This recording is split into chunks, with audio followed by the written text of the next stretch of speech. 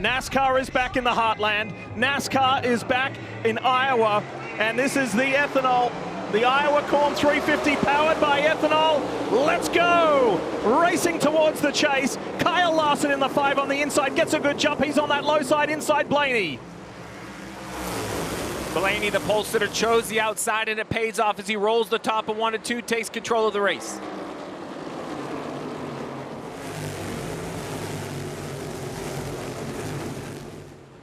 You can already see how this is a multi-groove racetrack.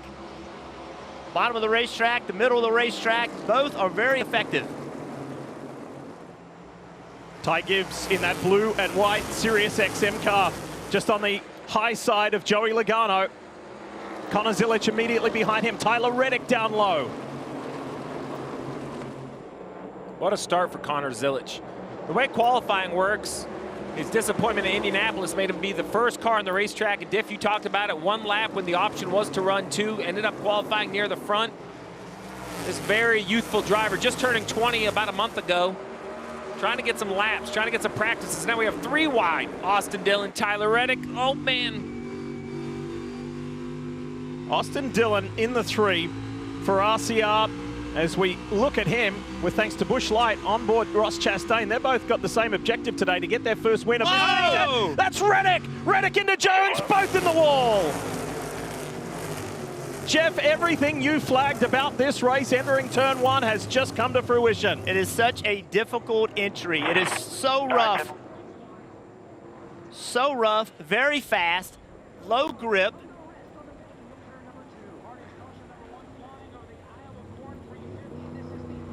Eric Jones, I spoke to him this morning. He was very optimistic about his opportunity for a good run today. How about this? The tale of 2 seasons for Tyler Reddick. Oh, yeah. Remind everybody, he started the year with 3 wins, Daytona, Atlanta, Coda, backed it up at Darlington, again at Kansas, 5 wins on the season, and it has gone ice cold really since San Diego, only a couple top 10s, and here he is, heavy damage to the 45. This is going to have a big ramification when we look at the chase standings later in the day. Let's see what happens, Jeff. You see right here, the 45 goes to the bottom of the racetrack, and right there, he is loose. Before he gets to the bottom, we've seen it over and over. And a good job by all these guys missing this wreck. See, Reddick turns, and right here, you saw it bounce through those bumps. He's got a short entry, meaning the 43 is on the outside of him. He's got to turn sooner than he wants to. Watch how quick it comes around. As soon as he goes through those bumps, it's around on him. He has no time to catch it. Very reminiscent of Brad Keselowski in qualifying. The view from the Busch Light Chevy. Ross Chastain had a front row view of that. He collects Eric Jones in the 43, who just has to be asking, what do I need to do? I qualify well, I'm up front, continuing to build pace in that Legacy Motor Club Toyota. And Tyler Reddick loses it underneath you, and you have heavy damage. And on a day for Tyler Reddick, we've talked a lot. There's been a lot of conversation about Denny Hamlin potentially having brake issues. He potentially could not have a good day. Could have been an opportunity for Tyler Reddick. We'll see how Denny's day goes. But the other guy was Austin Cindric. That happened right in front of Austin Cindric. He's holding the last spot right now in the chase. That was close. Great job, Riley Herbst. Jeff pointed it out a little earlier. Herbst did a nice job. This is the view for Jones. And that is so frustrating, because there's absolutely nothing Eric Jones could have done differently. Let's talk more about the 45. Here's Kim Kuhn. Kimmy? Yeah, this incident likely to be a surprise to crew chief Billy Scott. When I sat down with him earlier today, he said yesterday in practice they felt good. In fact, felt like they were one of the best cars and would be chasing the Penske cars for the win. He said Tyler's balance was good. In fact, he even said he felt like Tyler found the limit yesterday in practice. They were confident, to Jeff's point of they were hoping to capitalize on their good starting position with the issues that points leader Denny Hamlin has had this weekend. If they get this car fixed, they will go on the DVP right now. Tyler did tell his team, I'm going to need a new steering wheel. So already we're under caution. Appropriately, we can go to the pace car and Trevor Bayne. Trev?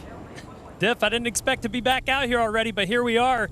after just a couple laps, and you can already tell with these extra caution laps, all the rubber's picked up from the O'Reilly's race. Track is completely reset, I can say. Also saw the 43 spin out after the crash down here in turn 3, and that's why he backed up the pit road. Tires went flat going into 3 after he had already recollected it. A lot going out on the racetrack right now.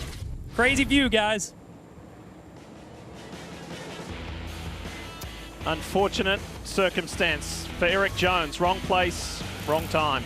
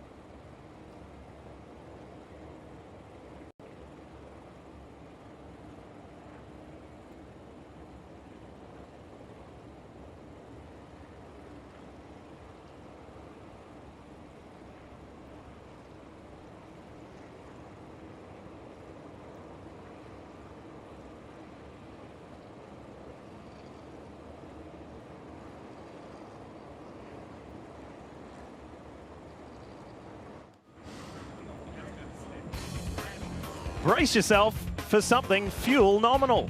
Unleaded 88 is cheaper, cleaner, and greener than regular unleaded. Plus, it's grown by farmers. So pump it up with unleaded 88. Welcome back to the Iowa Corn 350. We are under caution, unfortunately, for a collision between these two guys. Tyler Reddick to the left, Eric Jones to the right. Marty, tell us more. Yeah, Lee, this is a live shot. Tyler Reddick got out of his 45 car, which pulled up right behind Eric Jones' car, and he immediately wanted to go over to Eric Jones, presumably to apologize for what happened there. They know that it was not Tyler Reddick's fault in this incident, but what comes to mind is what Eric Jones said earlier this week. Remember, he is below the chase cut line, and he was very clear in the media saying one more bad finish, and in essence, our chase hopes are over. We are done, and this is certainly not what they wanted very early in the race, the 43 in the garage, Dave. Marty, in pre-race, Kim gave the report on lack of brake issues for several teams, including Denny Hamlin. We'll listen to this radio after the race started. My pedal just went long. I mean, it's fucking ridiculous. Yeah, I agree. This morning in the garage area, I caught up with Denny while he watched his team replacing brake rotors and also adding cooling to his race car at the front end where the brakes are. But they were not allowed to change brake pads by rule. And I said, is that going to put you in a bad spot? He told me, you know what? I think the only thing I'm going to be able to do is to go slow. The one part, Steve, that they wanted to change to really make a difference, they're not allowed to, and so this is going to make a big impact. Yeah, Dave, it's a great report and a lot to unpack. So basically, these cars, when they show up on the weekend, they roll through inspection and then they are impounded. There are only a certain list of parts, pieces, and adjustments that are allowed without losing your starting position. There's also an instance where, say, the steering rack or the brake rotor has an issue. Those are single source parts, meaning all the cars have the same ones they must buy and run. NASCAR understands because you're in a box, you go to the back when that is the situation, but you're allowed to change it. Parts like shocks, springs, even brake pads are team directed. They get to choose what to put under the hood of these cars, presumably to affect the setups. NASCAR Joe Gibbs Racing, both the 11 and the 19, asked to change brake pads. They were denied that, even under penalty. And where this gets sticky, Jeff, is there's a conversation about safety. NASCAR did say if the pads were crumbling or defective, we would have allowed them to change it. But if they're just running too hot and not performing, we feel that this is what the teams have had to come to. I'm a little torn on this. I understand the frustration of Gibbs, but I also understand the point of NASCAR, which is we do not want cars showing up to just develop parts. And if we allowed everybody to just change whatever they want, even under penalty, we might have these development teams show up. So it's a complicated subject. It's important to understand why we got here. NASCAR is trying to lower some costs, make it a little bit easier for the teams to operate. And then also, I agree with you, the safety thing, that does create a conversation, right? And so how can Denny Hamlin manage this day along with his teammate? You know, we got the 35 car potentially has an issue, and then also Briscoe potentially with an issue. We'll see how they all deal with it. And if there's a little loosening of the pressure somewhat, is that Tyler Reddick, the guy closest to him in the points, is obviously in the garage area. Hey, Trevor, what's it like to be in the pace car here? We're at the time of making the choose. Tell us your perspective. Well, I still feel in the way, Diffie. They're ready for me to move out of the way again, but watching that choose there, Blaney has not stopped working his tires the entire time. I talked about how this track is picking up the rubber every time. The rubber's not staying down. He obviously thinks the outside's going to be preferred here. We'll see how it works out for him. Ready to go. Outside was successful the first time. Sure was. Kyle Larson got a good jump. We go back into that Poet restart zone. Let's go. Let's try and get into some racing rhythm. And again, like the initial start, Larson looks good, but watch that 12. Watch Blaney. And very similar to the first start. Highline works great. Larson tucks in. He's got Ty Gibbs behind and Joey Logano down low. Great opening portion of this race for Austin Dillon. Watch the 3. There it is right there.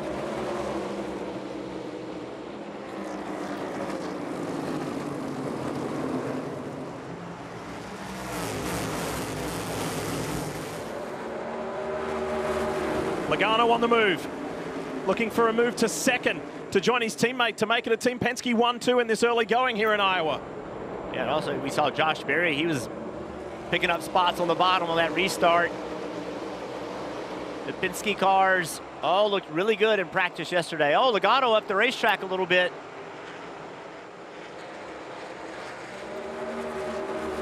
Top box, Joey Logano in the 22.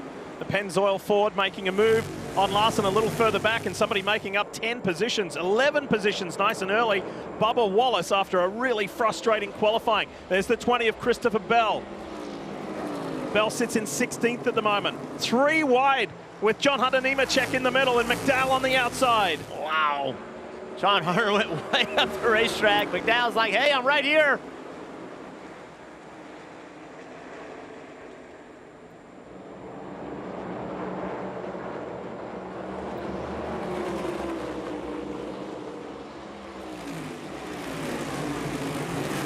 Austin Dillon rolling right around the white line on the top of the screen. The 3 car has that Richmond look. I bring it up because Richmond is a standout track for this 3. It seems like no matter what kind of season they're having, when they show up at Richmond, they are a contender for the win.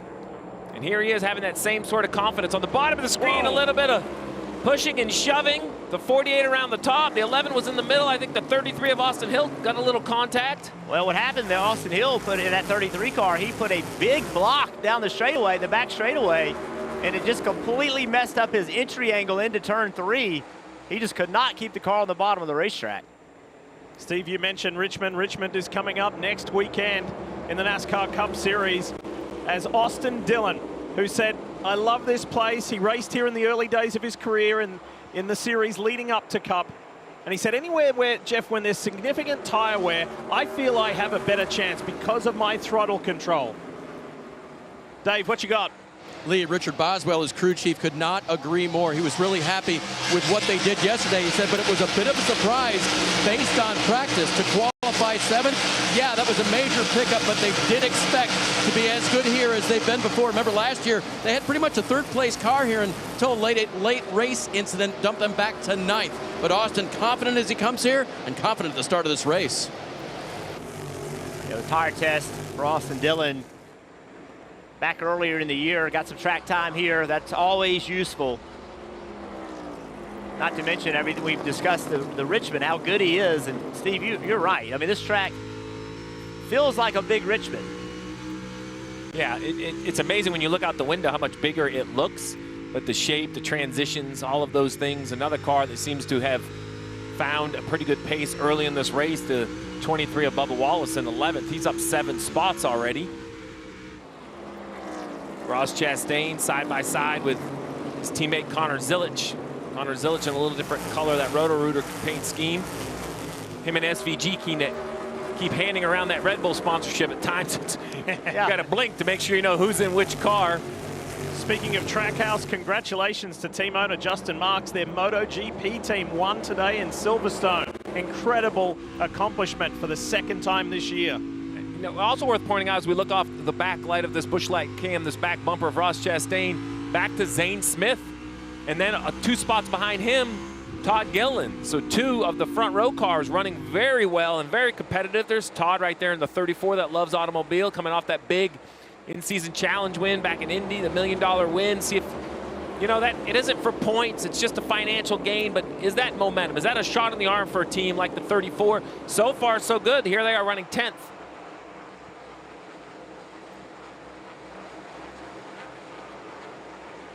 By the way, it's worth flagging something, if you hadn't seen the news earlier this week, that if this indeed comes to fruition today, you won't be surprised. Jeff, if a caution falls within the last 10 laps of either stage 1 or stage 2, that will mark the end of that stage. What are your thoughts on that amended rule? Well, I think it's a great idea. What we saw at Indy a couple weeks ago was a caution came, and we've seen it before as well, actually many times.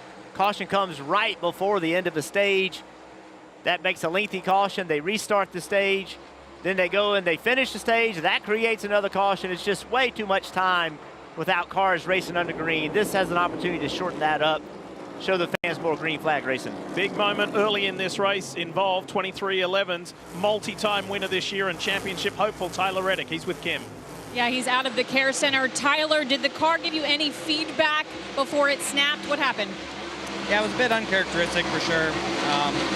First off, just obviously I hate it for my team, but Eric Jones and everybody at Lexi, they need a strong day, and it's just not ideal, obviously. If I'm going to take myself out, that's one thing, but I took out a fellow Toyota teammate that needed to have a good day. So 100%, it's on me. It's something normally don't make those kind of mistakes. So very disappointed, obviously.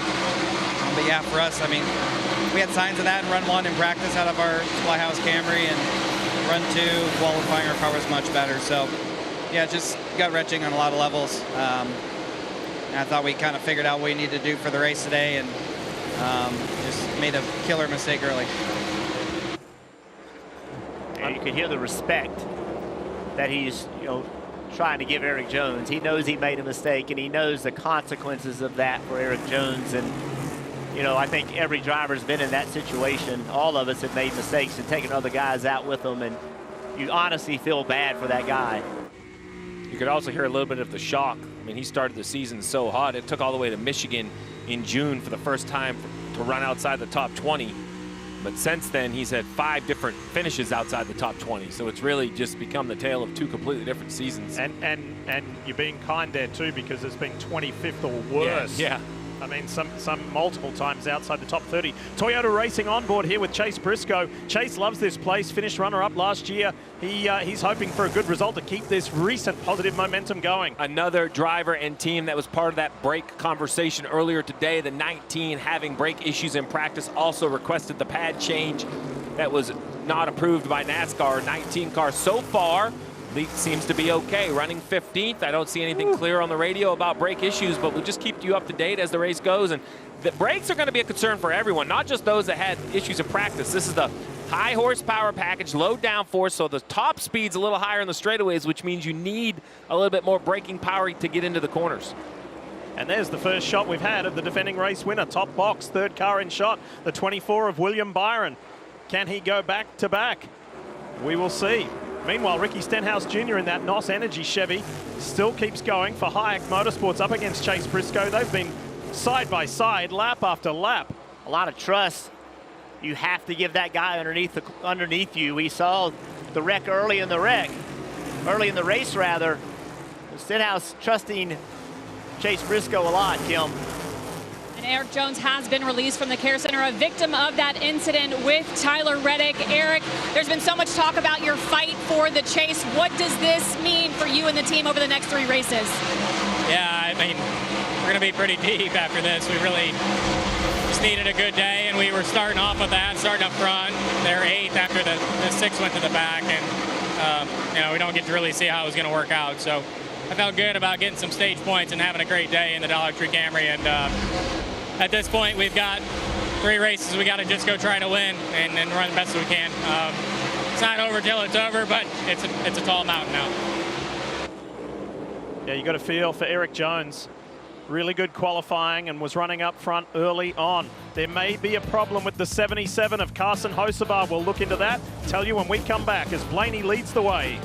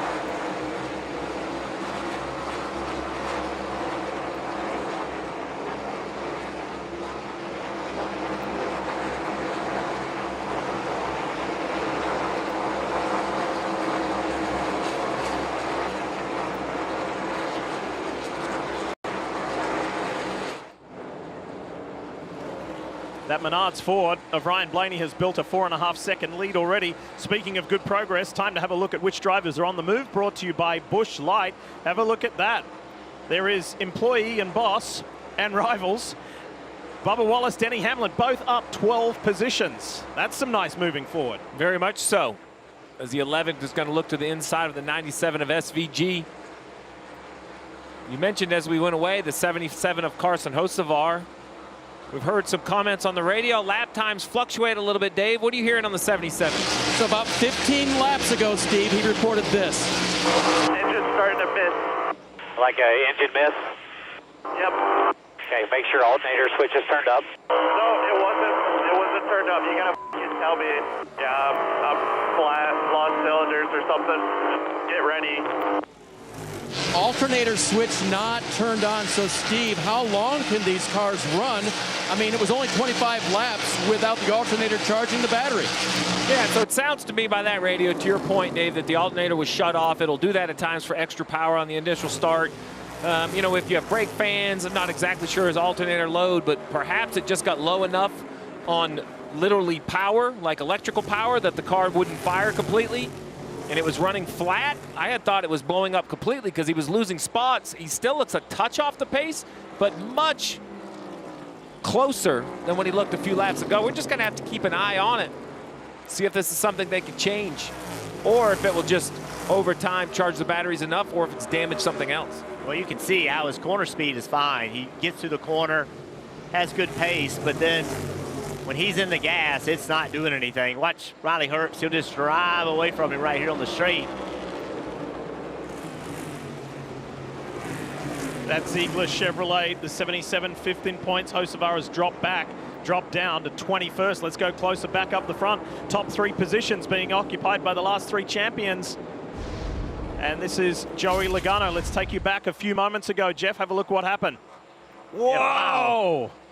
Just a little bit of a misjudge. Contact right there. He ended up getting by. Larson is now driven away from him. I talked to Larson this morning, and he was not very optimistic about what he had today. Didn't feel like he was very good. Balance wasn't good. Didn't have grip. He just was not happy with his race car. Marty. Yeah, Jeff, you would think qualifying up front that the 5 team would be happy, but Cliff Daniels told me first run in practice was good, but then we went the wrong direction. So they actually went back to some old notes for Kyle Larson to help come up with a setup for today. After that moment that you just saw with Joey Logano, Cliff Daniels came on the radio and said, hey, shake that one off. You're leaving too much room on entry. That's one of the reasons Logano was attacking that. That was a really close call. That could have been ugly. That could have been another race that ended in the wall this year for Kyle Larson. So a lucky escape, still sits 3rd, and Logano has closed the gap to his teammate. There's Cliff Daniels that Marty was talking about, that radio communicate to his driver just to shake that one off, keep going. Ty Gibbs sits in a nice 4th, and then Austin Dillon still in the top 5. Yeah, we talked about Hendrick, and as I was looking at the kind of a deeper dive in the stats, you know, Kyle Larson is 2nd on laps led, yet 29th on laps completed. I mean, that's quite a deviation, right? So that's really the tale of their year. Okay speed, but when they try to make okay speed great, they either push into a mistake or get caught up in somebody else's mess. 19 of Briscoe seems to be slowly marching his way back forward. Going by the 23 of Bubba Wallace, Kim. Yes, Bubba Wallace up to the 13th position after starting 24th. Their first goal already completed. Charles Knight, the crew chief, told me our first focus is to get in front of the 4 of Noah Gragson, who started 15th before the first pit cycle because of where they're pitted. Noah pits behind the 23. It would have been a major headache had Noah been ahead of them. Now there's still 20 to go in this stage, so Wallace has to hold on that position.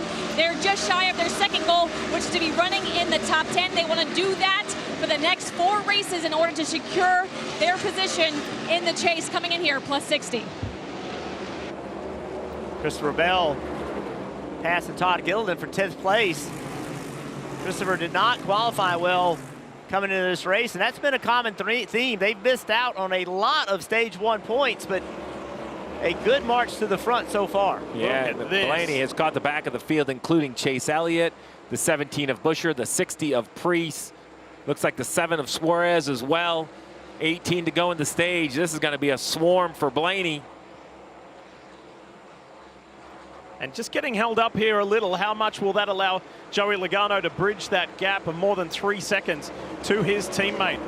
It always fascinates me here. Like, I think Blaney can almost park it here and give up the 3 seconds and still win the stage, but lapping these cars has its advantages, trying to eliminate guys to making a comeback. And also your car, how does it run in traffic? Remember, this stage is only 70 laps. The next stage is 140. So you're absolutely going to have a pit cycle, but you're also going to have to work your way through lap traffic. So what does your car need right here as Blaney turns left and gets a run on the 9 of Chase Elliott? Talking about lapping a couple of guys here, potentially, who are both in the top 10 in points. In Chase Elliott and ahead in the 17, Chris Buscher. Yeah, two RFK cars racing hard to stay on a lead lap. Keselowski's already a lap down. No, I'm sorry, Keselowski's ahead of this. Oh, this is why you talked about how hard it is to pass. So Chase Elliott gets ahead of Chris Buscher. Buscher is now the man to be put a lap down if he doesn't do anything about this. 15 to go in stage 1 here at Iowa Speedway.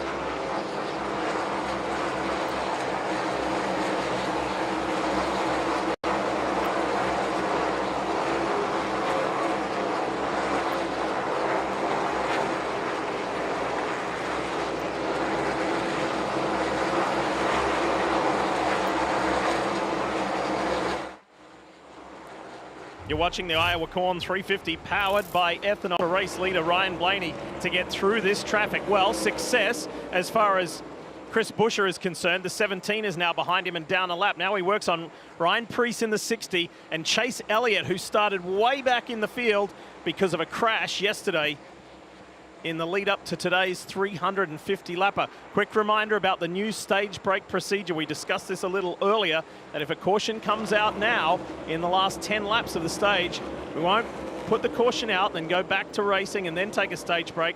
It will mark the end of the stage if a caution is to come out in this portion of this opening stage and stage 2 as well. Impressive set of corners by Ryan Blaney to roll around the outside of the 9. Ryan Preece with a big wiggle. You can see the back completely unhooked on corner entry. That's going to make the job much easier for the 12. Chase Elliott very thankful because he follows him through to stay in that free pass position.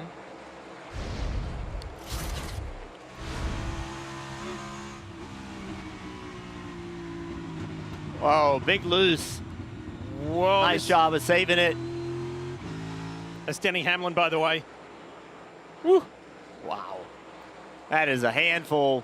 Really nice job keeping the car out of the wall. He's driven up to 19th place, and he has good lap time. There's a lot of laps. He's the fastest car on the racetrack. Yeah, you watch him right here. He rolls the middle. Look at the speed he's able to roll the middle and pick up the throttle. I really want to see what the comparison is on a corner entry. Just a reminder, Hamlin complaining about braking issues all weekend.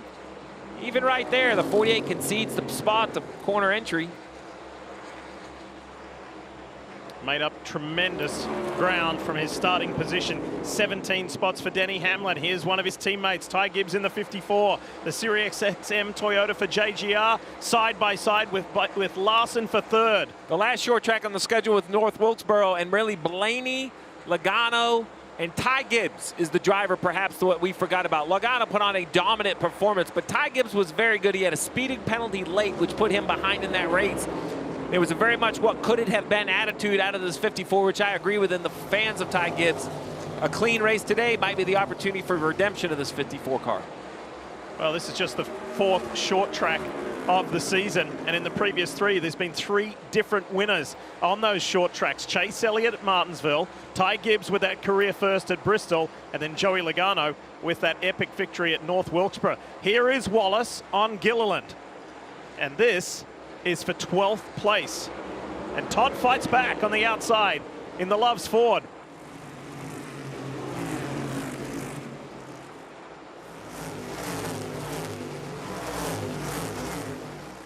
Jeff, what's it like when you come back to racing after a weekend off? How much does it rejuvenate you? The weekend off is very much wanted. It is a high pressure, long season, and everybody needs a little bit of break off. A little bit of break. Watch this contact, near contact. I think that's just how rough the racetrack is. Yeah, it's just so rough. At 12 of Blaney, he has been trying to put Suarez a lap down. So Suarez being lapped will determine who the free pass car is, but I will tell you the battle behind these two is battling as well. The 9 is really locked up with the 17 of Buescher. I think they've got it sorted out at the moment. They do. Could be your whole race, whether you kind of figure it out or not. Oh, Buescher's going to dive to the inside of the 9. He's unable to do it. The 9 will power back on the outside. Stage 1 goes to Ryan Blaney, and he continues to add to an already impressive collection of points with his 5th stage win of the season. He's tied for the most. He came in with 160 stage points. Now let's make that 170. Been a phenomenal start for the driver of Team Penske and an eventful start for Tyler Reddick and Eric Jones.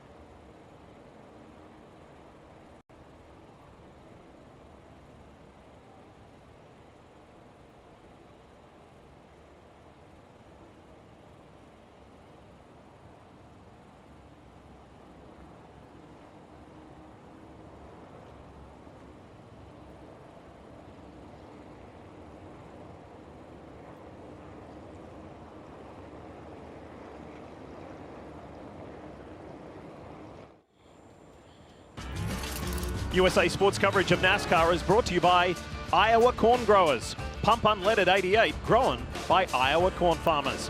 Ally, banking built for life today. Ally Bank, member of the FDIC. Toyota, let's go places. And by Liberty Mutual Insurance, only pay for what you need. Big crowd today. Capacity crowd here at Iowa Speedway as we check out who earned what stage points. Obviously, Ryan Blaney got the maximum with that domination of the opening stage, and his teammate Joey Logano continues this better second half as they dive for the Busch Light pit road. Dave Burns is standing by. Davo, take it away. Ty Gibbs started this race fourth, Lee, and he runs in the fourth position. He said, I can't keep the right rear under me. It's just a little bit too free for what we're doing right now for tires and fuel, Marty. Boy, Dave, what a stage one for Team Penske. As Diff mentioned, Joey Logano said I need a little bit better turn in the center and got a little bit too free the longer we ran. A flawless stage for his teammate Ryan Blaney, leading every lap in stage one. He said his biggest challenge, just trying to manage the rears. He said he got a little bit too tight when he hit traffic. Blaney did his job. Pit crew does their job. Blaney holds serve here on pit road. Nice race off pit road. Man who's been out in front all day long stays in front.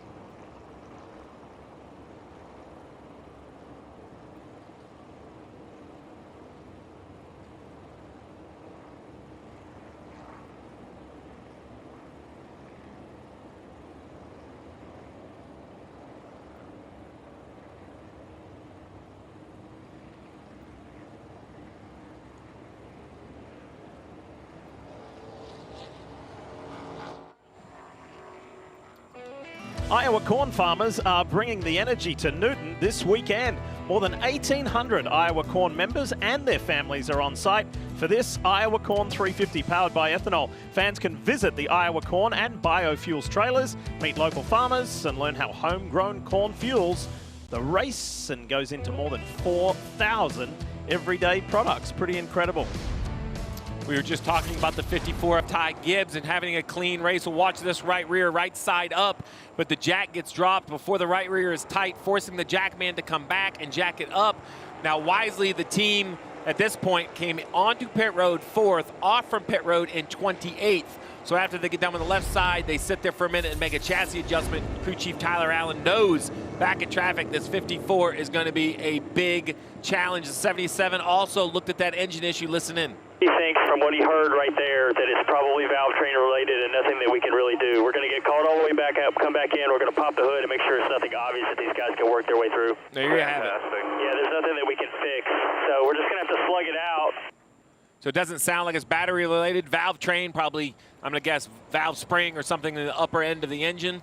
Just going to be a day for the 77 of patience and try to score points. That was Luke Lambert, the crew chief. You've got a quick shot off. Green flies. Let's go. Ryan Blaney, who's led all 78 laps, has his teammate right alongside. Joey Logano on the low side, fresh from his win in North Wilkesboro, wants to keep this positive late season run going. Larson has company with Bell. Briscoe's in there, and Ross Chastain had a really encouraging opening stage. He's in that light blue Busch Light car down on the low side, car 1. Yeah, Chastain did a great job through 1 and 2 on that restart, taking the fight to Larson.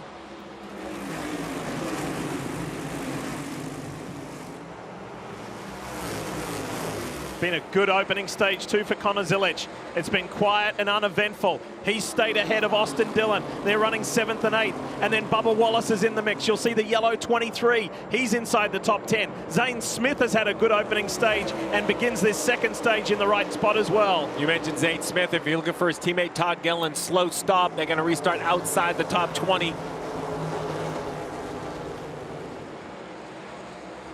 Larson and Chastain.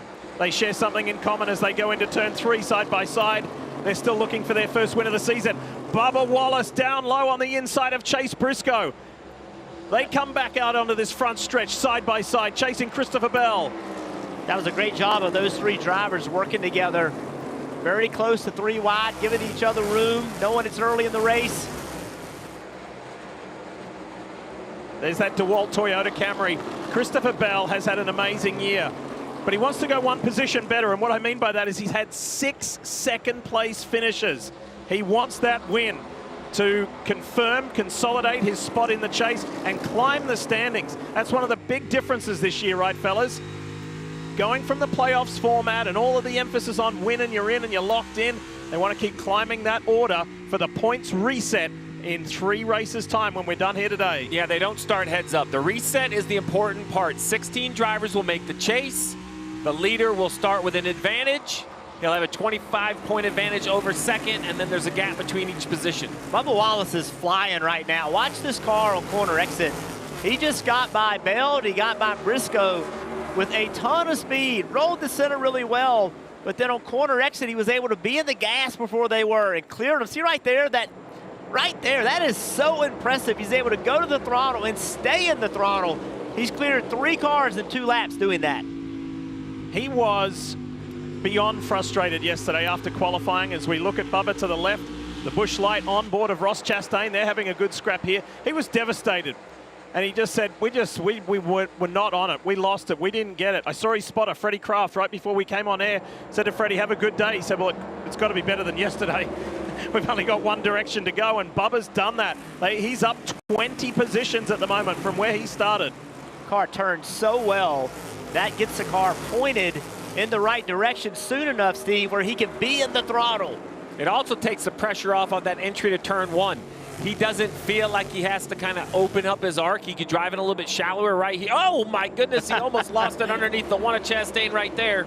Welcome to Iowa, right? Everything's great right until the time it's not. Trevor, you've been watching this 23. What are you seeing? Yeah, Jeff, we're parked down here in turn 2 in the pace car, and I thought I could hear something, and I looked it up on some data, and it turns out the 23 was downshifting there, going to 4th gear when he was making those passes on the bottom. That's part of the reason that forward drive looked so good for him. Once he got beside the 1, he started losing that forward drive in the lower gear and had to leave it in 5th, Jeff. Thank you, Trevor. That's great information. That adjustability inside the car, Steve, drivers being able to shift or not shift. This is a track with the way the gearing works. You run 4th gear all the way around. You have the option to go down to 3rd. Most tracks were in 4th or 5th. The way the gear stack works here, though, it's a 4th gear racetrack. Bubba finished 6th here last year. He finished 6th at North Wilkesboro a couple of weeks ago. If he can keep this going, he's headed in the right direction for another top 10 result, but we've got a long way to go on this very demanding. It may only be 7/8 of a mile, but this is a tough track. JGR teammates going at it here. The 19, the Bass Pro Shops Toyota Camry of Chase Briscoe. And on his outside, Christopher Bell. And behind him, Zane Smith continued to hang in there.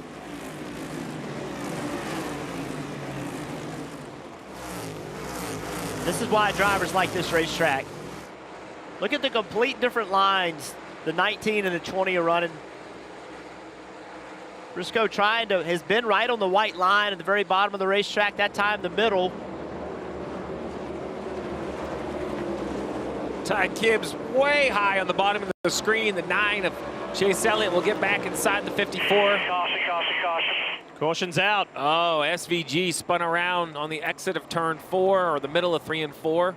He went around a couple of times here last year at Iowa Speedway. This is the first for today. Car stalled, he can't get it going.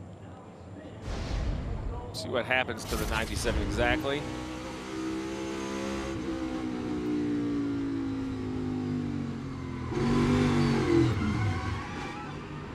Doesn't look like anyone's right on his rear bumper, so just a little bit too free probably. It's really the first car we've seen have issues into turn 3.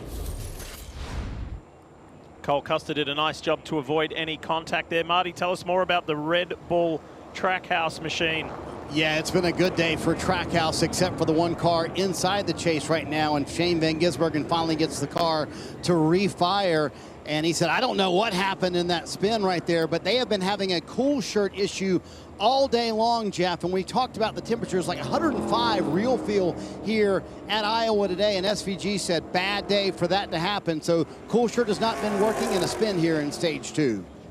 Yeah, Marty, it's very uncomfortable when it's not working. If they can't get it working, they have some teams have the ability to drain that fluid out of the vest to get that hot water off the body of the driver. Small decisions that could completely change your day. When the caution came out for the end of the stage, Chris Buescher doesn't pit, stays on the racetrack. He was a lap down, took the wave around to get back on the lead lap, knowing he needed fuel in about another 20 laps. So a big gamble by the 17 car works out. He's now on the lead lap. He'll be able to service his car here. So great call by the 17 and Scott Graves staying aggressive.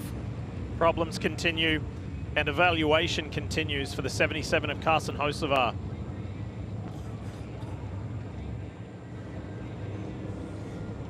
Yeah, and there's just, you know, you'll listen to the engine department to see if there's anything you can unhook to just try to get it to run all day, not to regain the power it's lost. That's gone, especially if it's a drivetrain issue.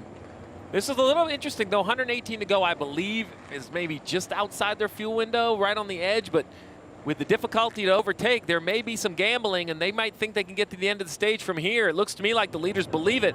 Tires don't have a high value. Who in the back stays out and takes the opposite approach? I can't believe it's not a split decision, Kim. And we'll watch Ross Chastain make his stop. He said still needs rear grip, had more drive at the start of the race in that last run, a little more disconnected this run. Crew Chief Brandon McSwain saying we should be able to connect this to the end. It's going to be 2 tires for Ross Chastain, Marty. Kim, 117 to go in stage 2, a little too close to the window to be able to connect it, to not take advantage of this. Right side tires only for Joey Logano, wants a little bit more turn. Same for his teammate Ryan Blaney. How about the front tire changer getting out of the way there? Blaney leaves the pit road with the lead. That was some fancy footwork down there on the Busch Light pit road.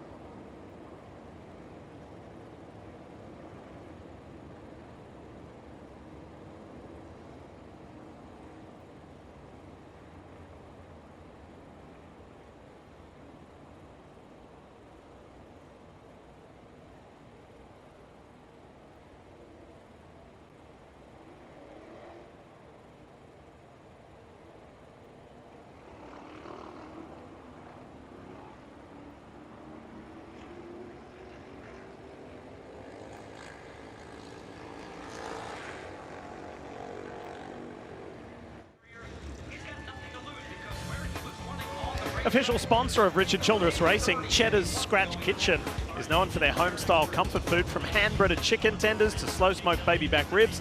Don't forget the free honey butter croissants. At Cheddar's, you'll always get a lot for not a lot. Head to cheddars.com to find your nearest location today.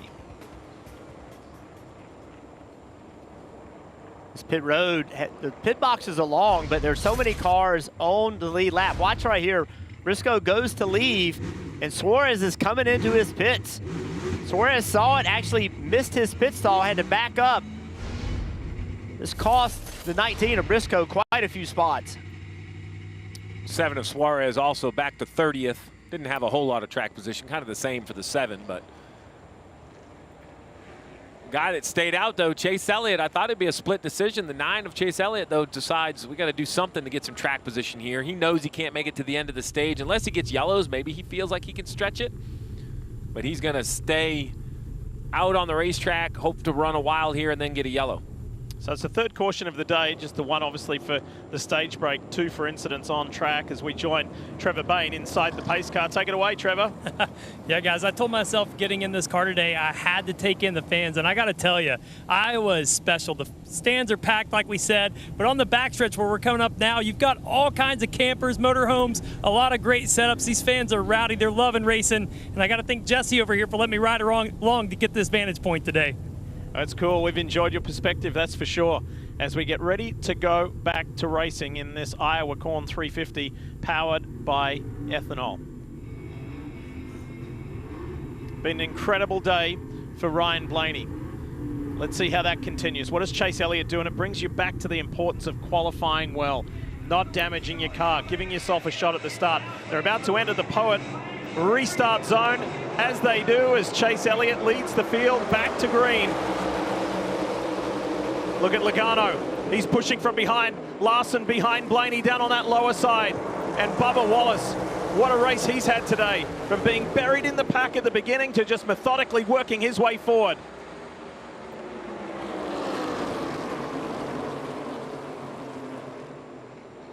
Stenhouse around. Whoa. Get it rolling if you can. And just as we went back to green, we are back under caution. Gonna have rear damage here. Watch it, watch it, watch it, watch it, watch it. That was a close call with Carson Hocevar there as he went whipping by the 47. It was quite a battle back there. I'm not sure what happened, but they were 3 or 4 wide when I looked up. Let's have a look at what happened to Ricky Stenhouse. Yeah, see 4 wide. Entering turn 3, and that's just not enough room at this racetrack. The track's wide enough, but you can only run in that new asphalt. You get outside of that newer asphalt, there is no grip whatsoever. May have been a little tag there from Michael McDowell, or did it go by? Yeah, that's a contact. It's just, you know, 4 cars aren't going to fit in that. Cheddar's onboard gives us this view. To the bottom, middle 4, middle 4. Oh. Middle 4, no push behind, middle. There's a whole bunch of bumping and banging on that first lap of the restart.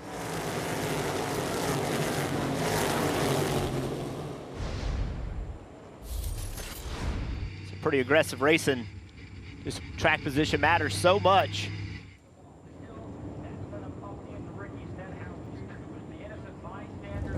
So while Stenhouse is on pit road, on the Busch Light pit road, let's go inside the 71 Delaware Life Chevy of Michael McDowell. Have a listen. Make sure you let Ricky know that was the 33, not me.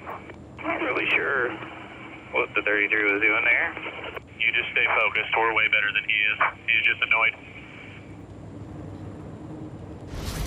A little bit of a blame game of tell Ricky that I didn't mean to get into his quarter panel. I think the 33 might catch the 71 right here in the quarter panel. I mean, it's just a real estate situation. But there's someone under the 33. Right. Yeah, there's somebody over here that I'm not sure everybody. There you go. Todd Gillen is on the bottom right. 33 saying, tell the 71 it's the 34. Yeah. 34 is saying, well, tell everybody else it's the apron. I can't go any lower. Oh. Jeff, did you do that? No, it was Ward. Yeah. We did say that a few times.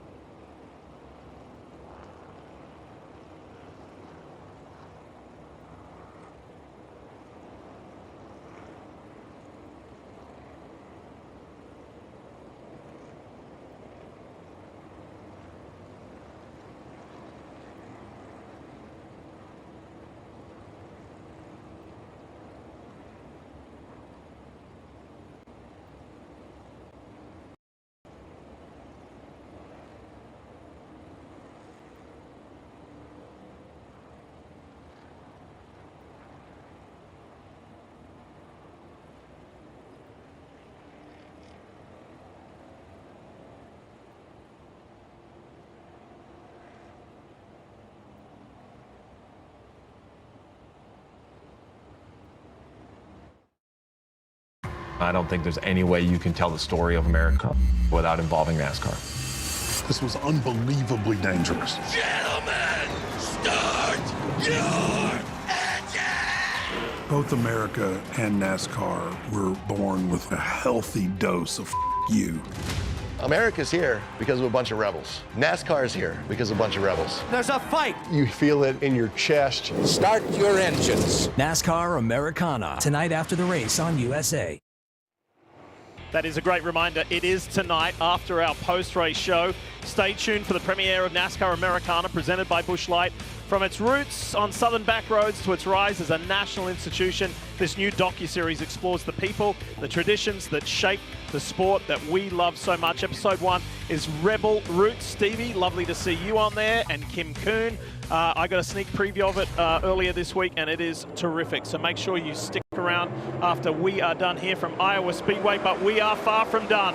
Poet restart zone complete. Let's go. Let's do it again and see if we can build some laps here. It's Elliott and Blaney side by side into turn 1 with Joey Logano right there. Not quite as successful for the 9 this time. The 12 is door to door. Can the 9 at least stay on the right rear quarter panel of the 12? That'll be the key. Force the 12 to burn those rear tires up, trying to get the power down. Damaged car yesterday, forced to start near the rear of this field for that Napa Chevy for Hendrick Motorsports. And Chase Elliott has rolled the dice. Different strategy to what the majority around him have played. He stayed out on that last caution. Blaney almost wrecked both of them in the center of 1 and 2. That opened the door for Bubba Wallace. Wow, look at the 23 as Blaney gets a little loose. Bubba is on the move. Yeah, Blaney's been loose this entire run so far. Chase Elliott to the bottom of the racetrack, blocking Bubba Wallace. Bubba's car turns the middle so impressively to go for the middle lane on exit and drive to the left side of the 9. This is crazy. Wallace started 26th and is about to take the lead of this motor race. That is some forward momentum. That 23 Hardee's Toyota Camry for 2311 Racing. His teammate, who has had just an incredible opening part of the season, brought out the first caution with a crash and a collision with Eric Jones. So that's handed it over to Bubba to fly the flag for 2311 at the front of this race. And behind him, Blaney's car seemed to have calmed down a little bit. Bubba Wallace right here, Steve, you talked about it. Right in the middle of the corner, it rotates. He's able to stay in the gas. Runs Chase Elliott up the racetrack. Gave Chase no opportunity to do anything. He had to lift out of the throttle. Think about the day for Chase.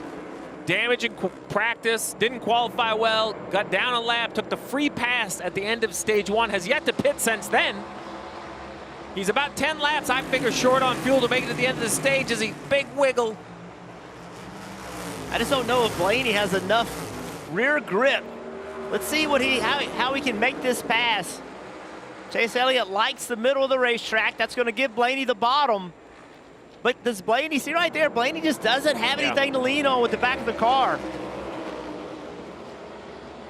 Dave, what do you have on the 9 car? So interesting conversation this morning with his crew chief, Alan Gustafson. I said, so you start way in the back. Let's say you get to the lead and you have all that clean air. Can you really change the car that much? He said the characteristic of this car, this generation of cars, there's not a lot you can change. So really, what we have in the back of the pack is what we have in the front of the pack. Sometimes he just has to wheel it like he is right now trying to hold off Blaney.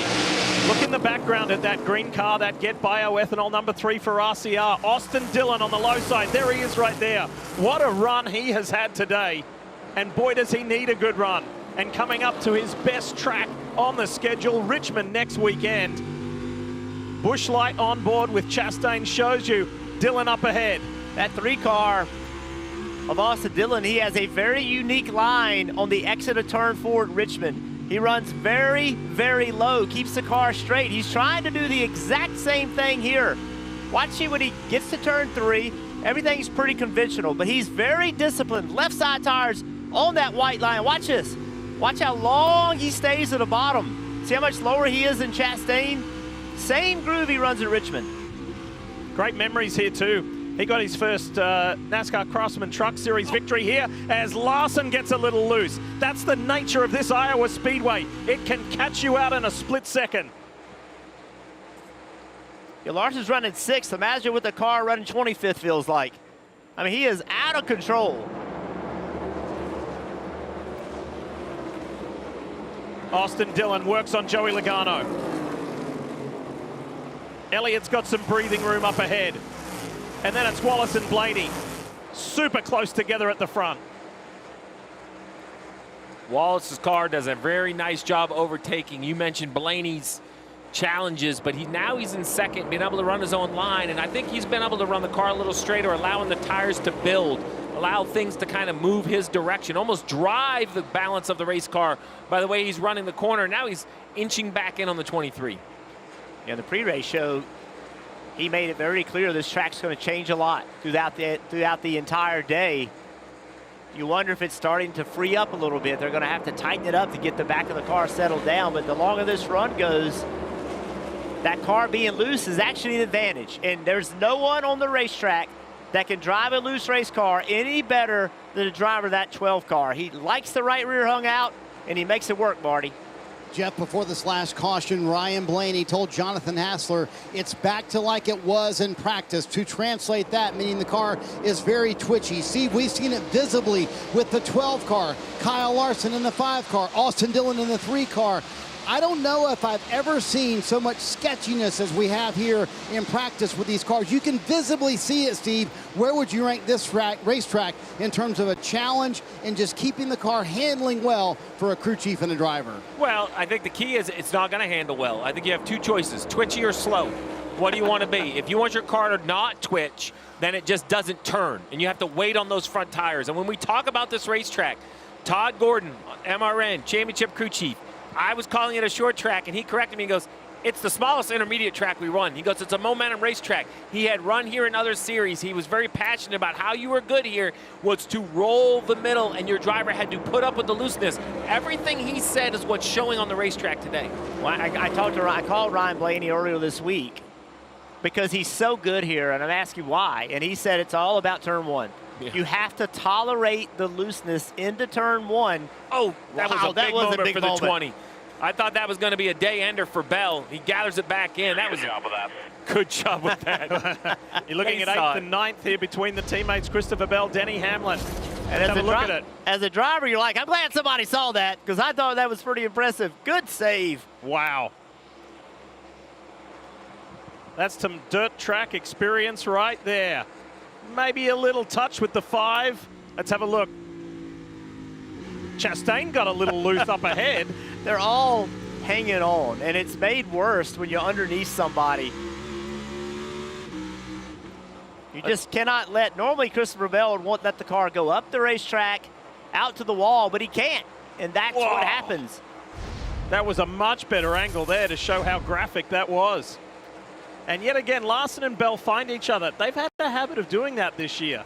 They've found each other numerous times on track where there's been a little push and shove. What a day for Ross Chastain, by the way, with that special paint scheme. It's for the farmers, Busch Light partnership with Farm Rescue, and he's having the day he's needed. I was thinking the same thing. So dejected. When just asked about qualifying, simple questions comes back to, he was asked about the points, and he didn't even really want to talk points. He said, we don't have a chance. We're not fast enough. We have to be faster. If we're faster, the points will come. You see on the left side of the screen, 19th, 52 behind. It seems insurmountable. But with cars like he's driving today, cars that can run inside the top 5 or 6, score those stage points, Jeff, we have seen in this system, stage points and wins, you vault yourself up the standings. We just watched Joey Logano do it. A month ago, I didn't think Joey Logano was going to make the chase, and he just found a way to gain points, win a race. Not only is Chastain having a good day, so is his teammate Connor Zillage. You know, it's been an horrendous year for this young man. He came into the year, everybody thought this guy is going to light it up. He is 34th in points, and, you know, only 1 car behind him, and he... Not only has it been a tough year, he hasn't caught any breaks whatsoever. So a really good start of this race for him as well. Bubba Wallace leads after starting 26th in this Iowa Corn 350.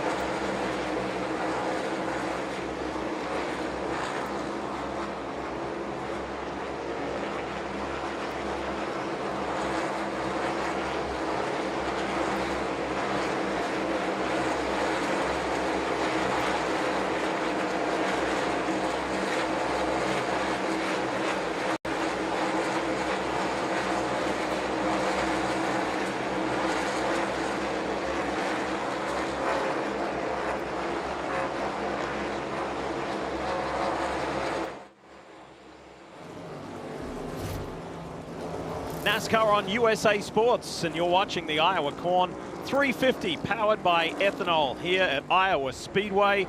It is a warm day, mid-80s, really humid, but look at those grandstands, packed with NASCAR fans.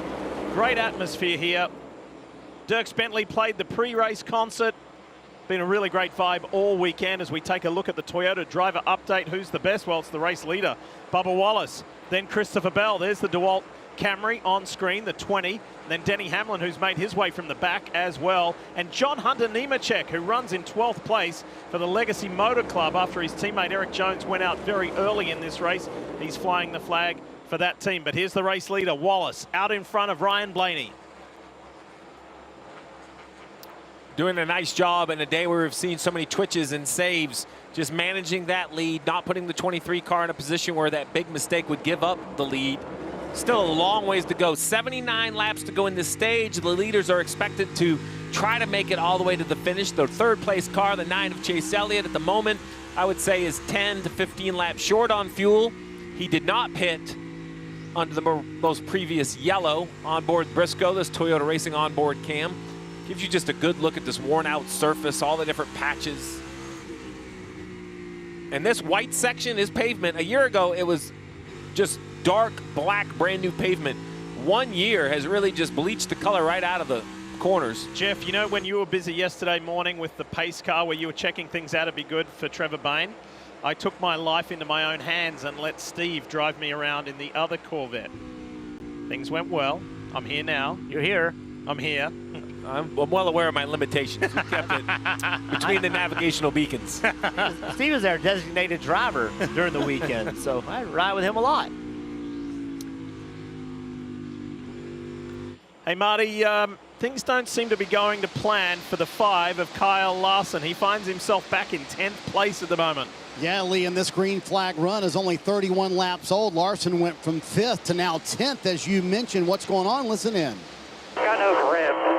The pace picked up and I can't do it. Yeah, understood. It's like the pace picked up and I just can't do it. He said my exits are absolutely terrible. And I hear a lot of drivers, Jeff, just talking about, I don't know what's going on in my race car. In fact, Joey Logano a moment ago said, I got a lot of weird stuff going on, but I don't know what I would change either. So this is a very confusing racetrack here at Iowa. Well, it's rough, it's low grip, and it's exceptionally fast. This is a fast, quote-unquote, short track. You just talked about the debate. Is it a short track or not? And it's just, it is one of the most challenging racetracks we go to. It's fun to watch it. It's fun to watch the drivers have to struggle. Well, this is the conversation Dale Jarrett and I had pre-race about Hendrick Motorsports. I'll use the word potential.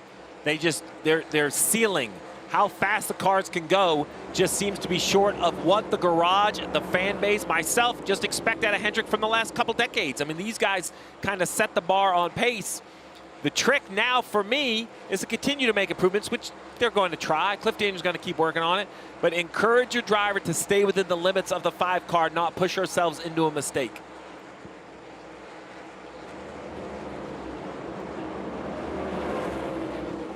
Can't help but feel enthused and encouraged for Austin Dillon. There's only been 2 top 10 results this season. As we look at the Busch Light onboard from Ross Chastain, looking at Dillon running in 6th.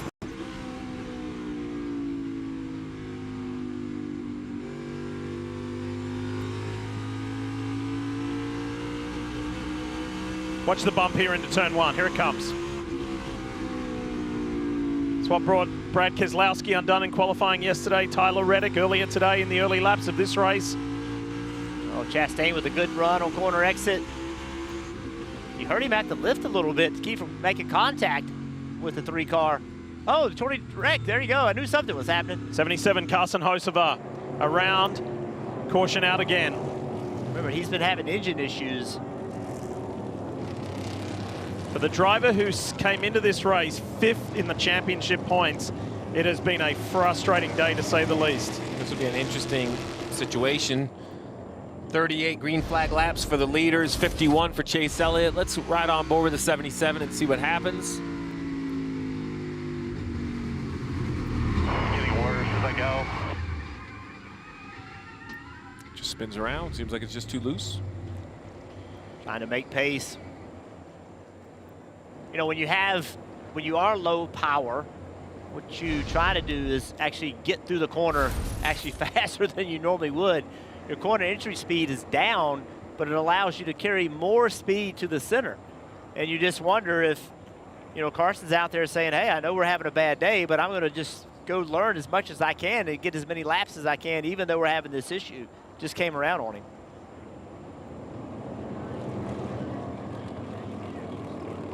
And that's already the 5th caution for today, including the one for stage 1, the stage break. As we check in with Kim Kuhn. Kim, tell us more about Chase Briscoe. What's the latest?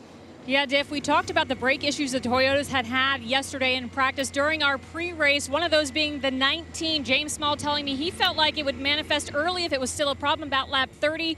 That did not happen. Instead, it took a little bit longer. Around lap 120, it finally started to show up. Take a listen to the radio. First to go. Copy. Do not pump them, but make sure you stay in off Stillman after trail. So you heard the guidance they just gave Chase. He didn't say anything after that lap 120 radio, but Davis' teammate Denny Hamlin also had brake issues. Where do they stand? He complained early on, Kim, but it's since lap 30. It's been over 100 laps since Denny has said anything about the brakes. In fact, his crew chief, Chris Gale, said to him to check the bias one time or maybe change it. I kind of chuckled. Well, so he has brakes. Jeff Burton, they're coming to pit road, but you have to change your driving style sometime to adapt, don't you? They really do, and I think the biggest thing for these teams is they don't really know how to deal with it, right? You go into the most races with a plan, but this one, an unknown issue with the brake pads. They don't really know how to manage it, but you know, Denny Hamlin is one of the best at adapting and just focusing on what he needs to get done. Here they come to the Busch Light pit road. This has been a gift for Chase Elliott. He's going to have to take more fuel than everybody else, but this was a gift. He wants those tires as well, and he'll get 4 of them here. He said on the last run it was okay once I settled in. Barely built some air pressure to the right rear he didn't like, so they're going to get some better air pressure for takeoff. Kim. Bubba Wallace happy with the balance and speed of that race car. Little brake shake, but very minor. He said it is worth noting they had a cracked front rotor yesterday. They didn't change that. Not as big of an issue, though, for them as the JGR Toyotas. Marty. Ryan Blaney told Jonathan Hassler, well, clearly we were not very good on 2 tires. It just felt very inconsistent that entire run. Way too snappy, loose. You see a varying pit strategy. Some saying out, some going with 2, and some, like Blaney, going with 4. Great pit call from the 9. Got track position. Execution issues, though. Clean on the right side. Jack drops over to the left. Here you go. You're going to see Jack up, left front off, but slow. They're going to drop the Jack with no left front stalled. He pulls forward, a little damage to the fender. Now they have to get it jacked up. All of that hard work for Chase Elliott now gone and behind them. We'll have to see where he restarts.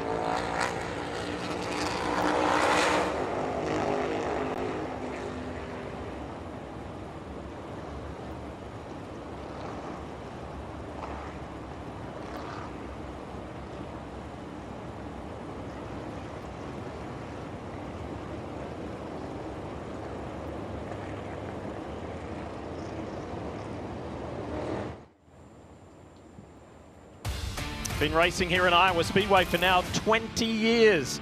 And it proudly hosts the NASCAR Cup Series for the 3rd year in a row. Need to update you something on something that's just gone down. For everything that has gone right for Bubba Wallace and this 23 team has just gone wrong. Have a listen to the radio. We're speeding through about 6. We passed the ball once, we can do it again. Said it, I didn't hear you say go back to green, so I just ran my reds until I noticed while I was gapping the 12. Yeah, he just came down pit road and just simply makes a mistake. Watch it right here. We're riding along with the 12 car. They hit pit road. They should stay right next to each other pretty much. 23 just drives off.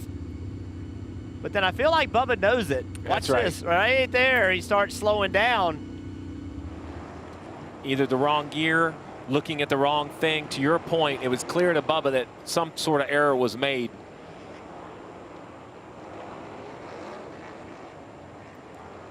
Trevor, tell us more. Yeah, you guys are exactly right. You can see where Bubba Wallace gets on the brakes a little bit when he realizes about 10 stalls before his that he's going a little fast. That's an easy mistake to make, guys. When you're looking for your pit sign, you're leading the race, a lot of nerves, but it's going to be a costly one for that 23 team. Trevor's able to look at the data coming straight from the cards to understand what the drivers are doing. That's a tablet he's holding in his hand. And the 3 JGR teammates decided to stay out, go for track position. That's Christopher Bell, Denny Hamlin, Chase Briscoe through the Poet restart zone. Let's go. Bell and Hamlin.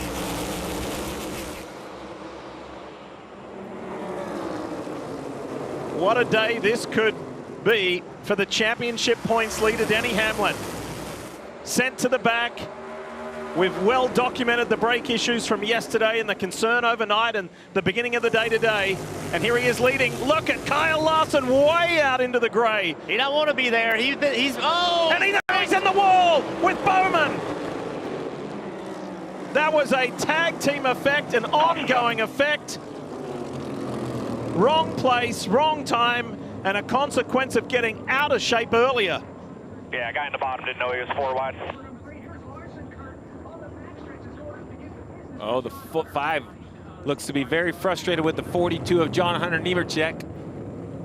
Yeah, on that restart, Larson jumped up on the outside, and he was trying to pass a lot of cars right on the edge of that old asphalt versus the new asphalt. So right on the restart, look at Larson. He is already pushing the issue. And there's John Hunter Nemechek. They're side by side. Does Nemechek go high? So that all works out pretty well right there, but this is where the problem occurs. Nemechek gets up the racetrack, Larson out of the groove, and now they're 4 wide. We saw this earlier in the corner. Now they're 4 wide corner exit. I bet everybody didn't know they were 4 wide. Well, Riley Herbst was exiting bottom 3 is the lane he was in, not bottom 4. So right here, contact. 5's trying to blend, and look at the 35 car on the right side. See, he's still angling up, driving the 60 up, driving the 48 up. Riley Herbst just unaware, either no communication from the spotter, doesn't understand. He thought at the pace, maybe he just thought they were going to go by the 5, but either way, 4 cars they just do not fit in 3 lanes of traffic, and that's what tried to happen right there. You could tell Priest is feeling it. He's trying to get out, but you just can't lift right at that moment without getting run over. And unfortunately, the big loser in that one, Alex Bowman in the Ally Chevy. Here it is from Chase Elliott's view. Watching his teammate just get crunched, 2 teammates get crunched. And you're sitting there thinking, we should have track position. We shouldn't be back here in this mess. We got in this mess because of a bad pit stop, but they got by with it. And there is Bowman and the Ally Chevy. Yeah, and it was pretty heavy damage. So 60 to go in this second stage. When you see the Goodyear missing on the left front tire of the 5 car, you wonder how much contact there was there. And he showed his displeasure to the 42 because he feels like the 42, as we showed, they made it through 1 and 2, but in the middle of 3 or the entry to 3, the 42 kind of runs the 5 up into the gray. And it is like a cushion, like a dirt track. When you leave the new asphalt, you are gone. Speaking of that, Kyle Larson was in Knoxville last night, about 45 minutes down the road, finished 4th in the A main. Here he comes, first to Busch Light Pit Road. There are others coming, but way behind. 59 laps remaining in this second stage of the Iowa Corn 350.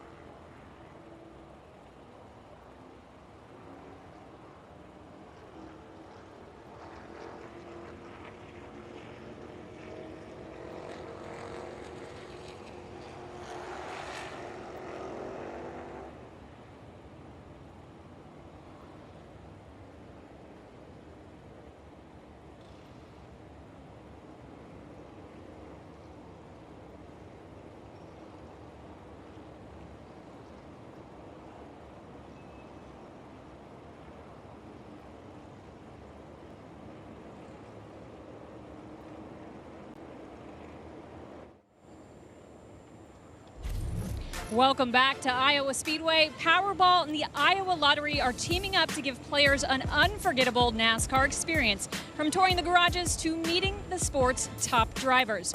If you're in Iowa, there's still time to enter NASCAR Powerball Chase to $1 million. We'll announce the 25 national semifinalists live from Darlington on September 6th. Enter today through your local lottery and start your chase to $1 million. Thank you, Kim.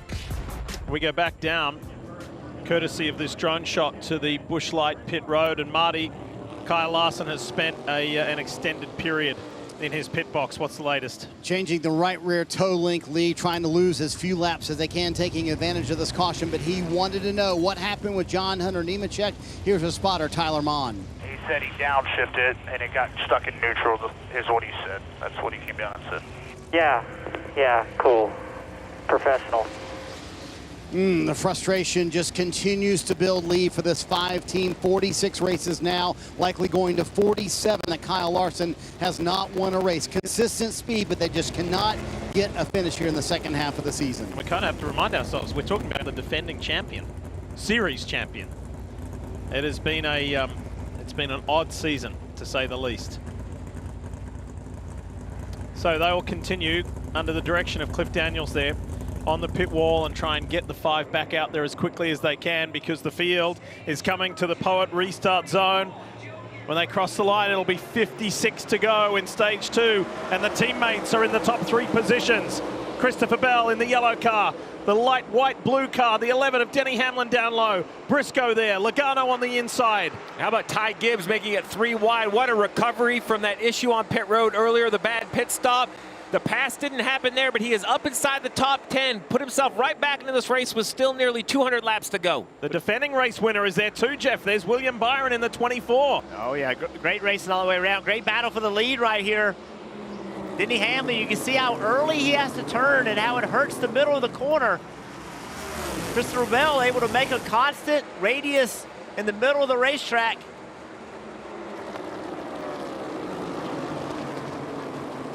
Oh, up high goes Ryan Blaney. He is super loose on restarts.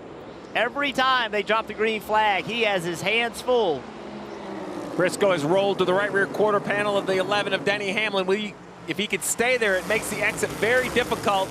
Hamlin jumps back in line using that extra real estate. Didn't we start this day saying the 19 and 11 may not even exactly. run 20 laps and have to pit, change brakes, and here they are battling for the lead. Where was that race last year? Oh, they come to contact, just slight contact between Briscoe and Hamlin. Where was that race last year? Remember when Denny didn't have any power steering and he almost won the race? Chase Elliott came flying through on the inside, snatched it away right on the line. It's Joe Gibbs Racing, 1, 2, and 3 before you pick up Team Penske's Joey Logano. Look at this, Zane Smith in the 38, Connor Zilic, and then Michael McDowell. This is all happening in the top 10. Smith's up to 7th, Zilic 8th. It's been a very consistent day for both those drivers from Front Row Motorsports and Trackhouse. And behind them, Noah Gregson. He's in 10th. There he is in that 4 car. Ty Gibbs trying to get around him on the outside. It's been a very challenging year for Noah Gregson.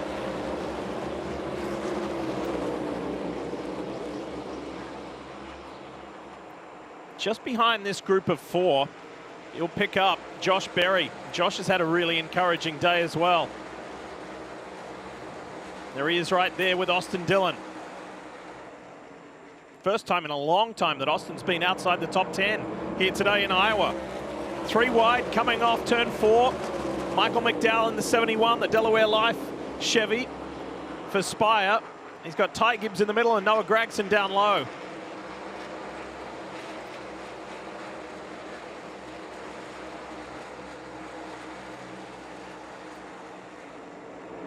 Top box, Christopher Bell in the DeWalt Camry is enjoying some room to breathe. But remember, these top 3 cars did not stop on the last opportunity. Hunt Brothers Pizza on board from Joey Logano shows us back to Ross Chastain. So they all stopped last on lap 93. The others around them stopped 40 laps later, 50 laps later. Basically 40 green flag laps. To your point, nearly 50 laps total, 40 green flag lap difference. So it just shows you how durable this Goodyear tire is. Bell, Briscoe, Hamlin making it work. And these crew chiefs are already thinking, how am I going to consume this race? So Logano perhaps is thinking only one more trip to pit road. That decision will come at the end of stage 2. Bell, Briscoe, Hamlin, they're committed to stopping at least 2 more times. We had a ton of yellows, 6 already today, but now we seem to be settling in. 8 laps green. We'll see if we can make a run all the way to the end of this stage.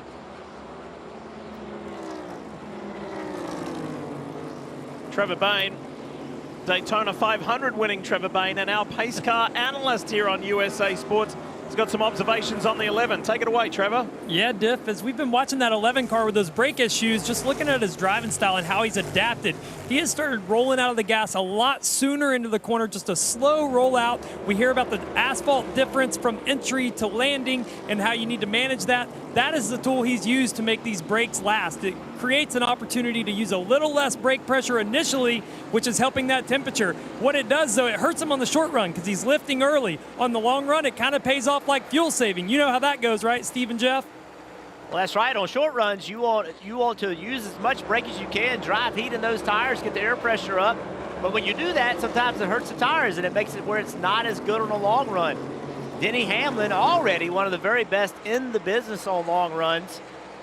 He's just adapting. That's just what Denny Hamlin does at this point in his career. He finds a way. And we've heard all year long about the Toyotas, how good they are. Yeah. If the 11 car is sitting out there and driving away from you, you have to be scratching your head. You're like, they don't have the brakes that I have, and he's still able to outrun me. It has to be demoralizing for everyone else. Yeah, if you can't take advantage of an error or a mistake or an issue that they have, that makes it even more painful when you try to figure out what you need midweek. The battle right here. You mentioned Josh Berry in that 21 car a little bit ago. I had a conversation with Josh this morning and just said, hey, what's going on for next year? And he said, look, I'm racing for my racing career. I don't know what's going on for next year, but I've been in this position my entire career. It doesn't bother me. I'm comfortable in the uncomfortable, and I'm just going to go out and race hard and see what happens.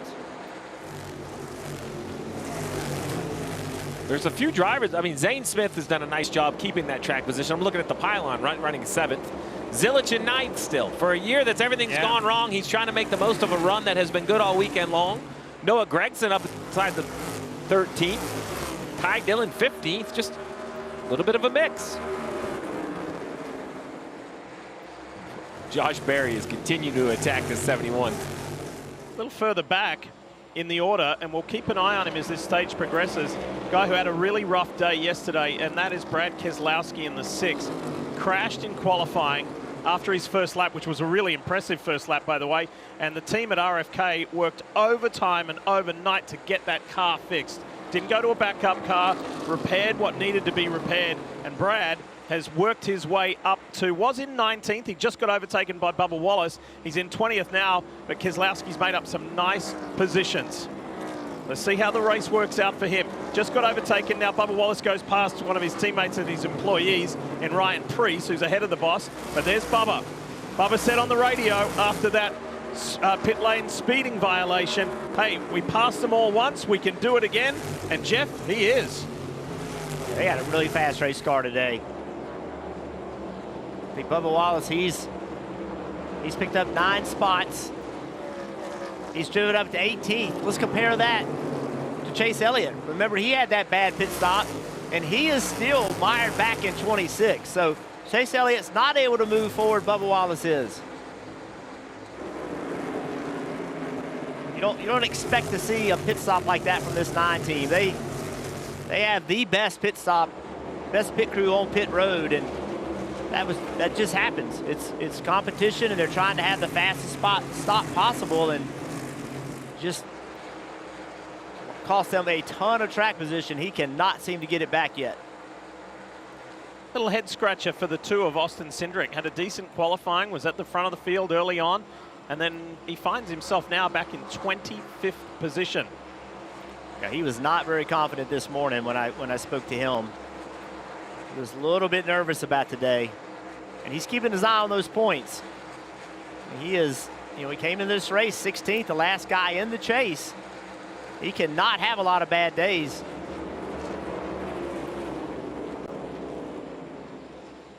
Let's take a look at the Xfinity fastest laps of the race so far, with more than 100 laps down in stage 2, 36 to go. Man out in front, Christopher Bell, looking good. He doesn't want to finish second for a 7th time. He wants to win in this season.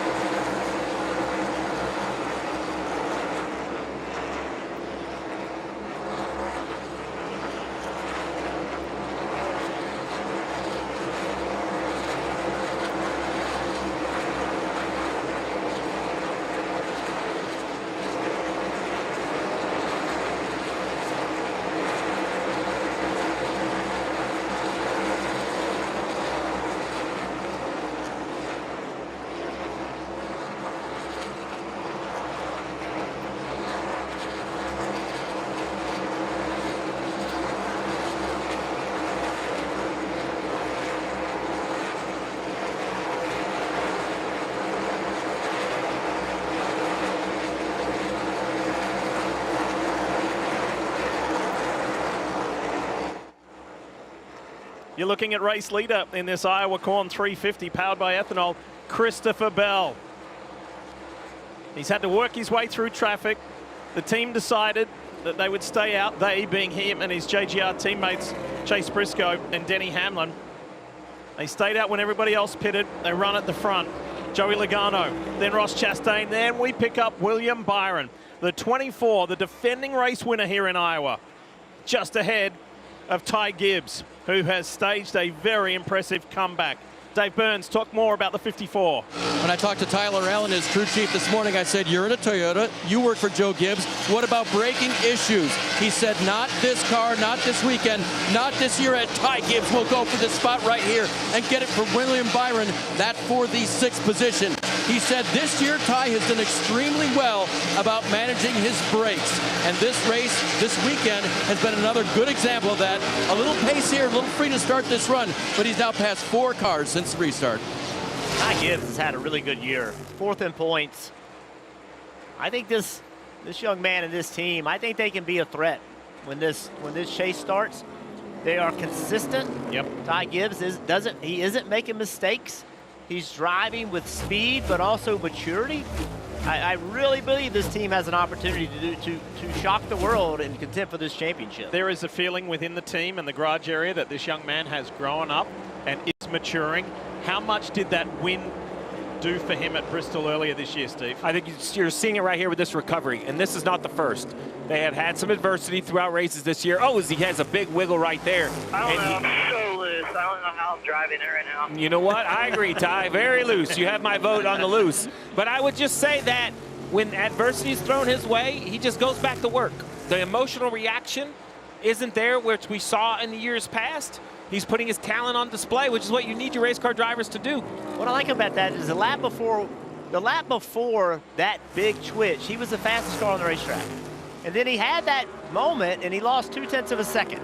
But this Ty Gibbs, I bet you he'll come back this lap and he'll be top 3 speed. Yeah. Like he just moves on. He has a problem and he just has found a way to put it behind him and move forward. And I think Tyler Allen deserves some credit because when I go back and read their transcripts or I listen to their radio, he is very calming. He doesn't stoke the emotional fire. He's reassuring. He lets Ty know he's not out there by himself. Like right there, Ty just had to vent. Yep. Hey, man, I'm so loose. And as a crew chief, you could take that offensive or you could support your drivers. And, man, I see it. I'm going to try to work on it. Everyone's loose. Like, just tell him what he already knows, but he's just, look, don't leave him out there on the racetrack by himself. Let him know you're in his corner. And by the way, the lap after that, what did he do? He ran the fast lap on the racetrack. So that's just like you predicted. Yes, I mean, that's what I see with this team. Consistency, move on, forget the bad stuff, go make something happen. He's always been fast. Ty Gibbs has always been fast. He's now connecting all the dots in the race. Great comeback from some earlier adversity, and just up the road, the car ahead of him is the #1 Trackhouse Chevy of Ross Chastain. We ride with him now. Hey, Cam, he entered this event on the outside, looking in, the outside of the top 16, that is. This could be a fruitful day points-wise for Chastain. Yeah, minus 82. Ross saying the points seem insurmountable considering the lack of speed they had. So I asked crew chief Brandon McSwain, how do you get past your driver's mental block? And he said, if I send him out there and he has speed, it helps. His attitude will improve. He said, let the pace of the car do the talking. He did tell me with 3 shorter tracks in a row, they put a lot of emphasis on the weekend with the hopes that they will bring a speed next week at Richmond and then again at New Hampshire. Right now, that speed showing up, running top 5 for Ross Chastain, Marty. Kim, we talked about how Ryan Blaney did not like his car on 2 tires after the previous run. Well, he doesn't like it much more here on 4 tires in this run. In fact, he's restarted 11th. He's still in 11th. And Steve, I just think that really speaks to how difficult this racetrack is. Let's put this in perspective. Ryan Blaney led every lap of stage 1, and here he is struggling with the handling, can go nowhere after that 4-tire stop a moment ago. Well, with 159 to go in this race, it's going to come down to what is your decision in 19 laps when the end of this stage comes. Do you come to pit road? Bell, Briscoe, Hamlin, they're going to be nearly on fumes. There's no chance I'm filling my car up. I just think you just go back in traffic and your night's kind of over. I think you're going to have to only put 1 can of gas in, have the fastest stop you can. You see right here, front 3 cars, right? They're going to make it to the end of the stage, but if they want to fill their cars up at the end of the stage, they're going to have long pit stops. I bet they don't. I bet they short fill, leave with everybody else. It kind of hurts your hand into the final stage, but you just can't feel good about your strategy. You're going to have to take some gambles. Trevor, when I look at the leaders and the 20 specifically, nice gap. I don't think you can move back in traffic. No, I totally agree, Steve. And the name of the game has been adaptability. You watched Ryan Blaney catch traffic earlier in the race and get stalled for 3 or 4 laps behind some of those guys. You just watched Christopher Bell have to work on the 41 for 3 or 4 laps again. That's because his preferred groove has moved up higher and higher. As you see him flirting with the very top of that patch now. He's moved that up significantly over the last 15 laps or so, maybe the highest on the track. The risk there, though, Steve, is right at the exit of 2. Look how high he is. He's right at the edge of those marbles. If he goes any higher, he could get in trouble. Yeah, you don't want to jump the cushion. It can go from really good to really bad in about, 10 inches of racetrack. Trevor, great contribution today. Thanks for that unique ride and perspective inside the pace car. Great stuff, mate. It's been fun, guys. If you leave me in here any longer, I might have to go find a ride at 35 years old. 15 to go in stage 2. We've just been talking with Kim about Ross Chastain, and look at him here hassling Denny Hamlin. It's Bell, Briscoe, Logano, Hamlin, Chastain, top 5. See Chastain's able to really take the fight to Hamlin on corner entry. He really drove in the corner deeper, rolled the middle better. Denny's going to give this spot up. Wonder if Denny's starting to, those brake issues on this long run are starting to creep in. He's starting to not have confidence with being able to slow his race car. Here comes his teammate, his Ty Gibbs on the scene. Yeah, he looks like he's being very careful. See, his car's not twitching at all. I think Denny Hamlin is just making sure he does not make a mistake with 12 laps to go, 13 to go. See that corner entry speed? Yeah. Way off of his teammate. And William Byron lurking not too far away. Here we go. Joey Logano, who is the lead car on that traditional strategy. He goes side by side with Chase Briscoe, fighting for second place with 12 to go in this second stage. This 22 car is fascinating to me. You know, a month ago, we're like, where is Joey Logano? Where is the 22 car? What is their problem? And all of a sudden, Steve, they have gotten lit up. So this is a real question that I don't have an answer for. Have they improved, or have we moved to tracks that they were going to run well at anyway? And I'm not trying to. I don't know. I mean, North Wilkesboro has been his playground. He has been outstanding there. This is more impressive to me than even the dominant run at North Wilkesboro, just because, I guess, Marty, I don't know if I had the 22 being this good here as well, but he is proving that Team Penske and short tracks is a great mix. I'll say this, hanging around the 22 team, I don't think they ever really lost their confidence. See Ross Chastain trying to get a spot there on Chase Briscoe for third, that they could potentially be in the chase. You talk about North Wilkesboro, but what I go to, Jeff, is looking at races like Chicago. That's where the 22 has really struggled this year. Mile-and-a-half track, but they got much better at the end of that race. Indianapolis, they wind up finishing third in that race. And we know the next 2 weeks for Joey Logano and the 22 team. Richmond, New Hampshire, as you ride on board with the Hunt Brothers Pizza on board, they will be one of the cars to beat. Daytona as well. And in fact, Joey in the media this week said, I'm still confident we can win this whole thing. It would be the greatest comeback story of all. But after all, Diff, it is an even year, right? Joey Logano does pretty well when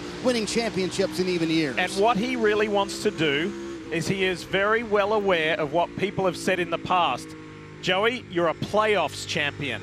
And they called for the chase format to come back. Now the chase format has been re-engaged, and Joey is back in that top 16 after that win at North Wilkesboro and a string of good, consistent results. And here he is. He's had 9 top 10s in the last 10 short track races.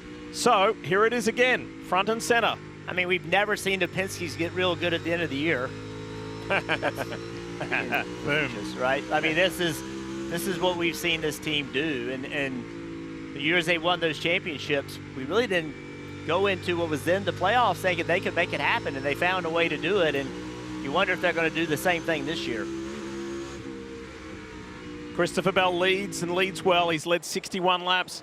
And that's the most he's led since Phoenix earlier this year. It's been a really good day for this DeWalt Toyota Camry. As he comes up on Shane Van Gisbergen, who spun a little earlier in this race. It's been a tough day for SVG, considering how well he ran 2 weeks ago at North Wilkesboro. Well, Christopher Bell obviously wants to get by SVG, but no pressure from Logano, 2.5 seconds back. I think Christopher Bell can be really smart here. You always want to pass every car you can, Steve, but at the same token, with 5 to go, you have to be smart. Yeah, you know, the 97 is just trying to hold on for these last 5 laps to give himself a chance to improve that points position in the final stage. Down to the final 4 in this second stage. William Byron has caught Denny Hamlin, bottom box. Fight for 6th place. Credit to Zane Smith and Connor Zilic, still in the top 10 in 9th and 10th, and Josh Berry in 11th, still ahead of Austin Dillon.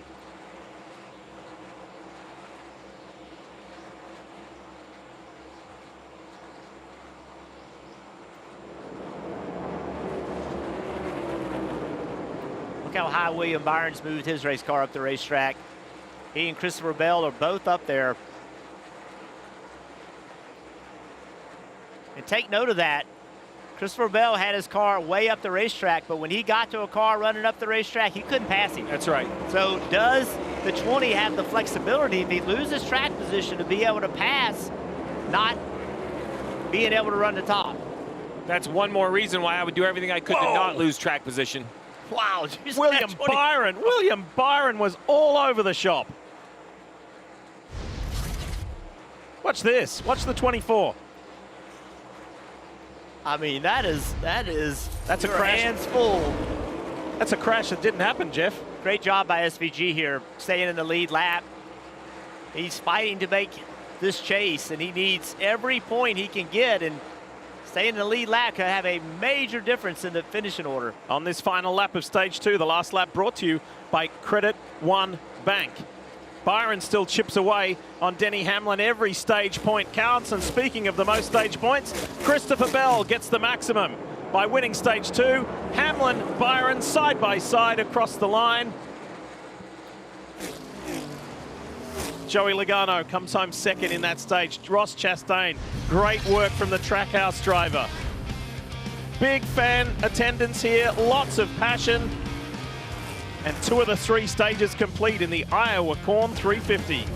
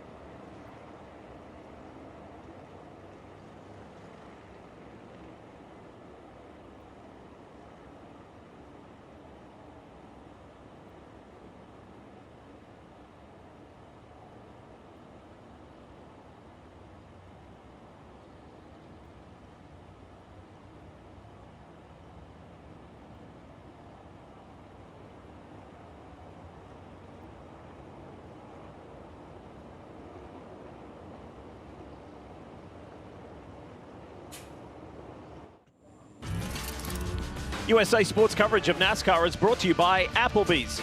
Now that's eating good in the neighborhood. Credit One Bank for what's ahead. Progressive. Save when you bundle motorcycle, RV, and boat insurance. Visit progressive.com. And by Iowa Corn Growers. Pump Unleaded 88, grown by Iowa corn farmers. Big thanks to these fans for coming out today.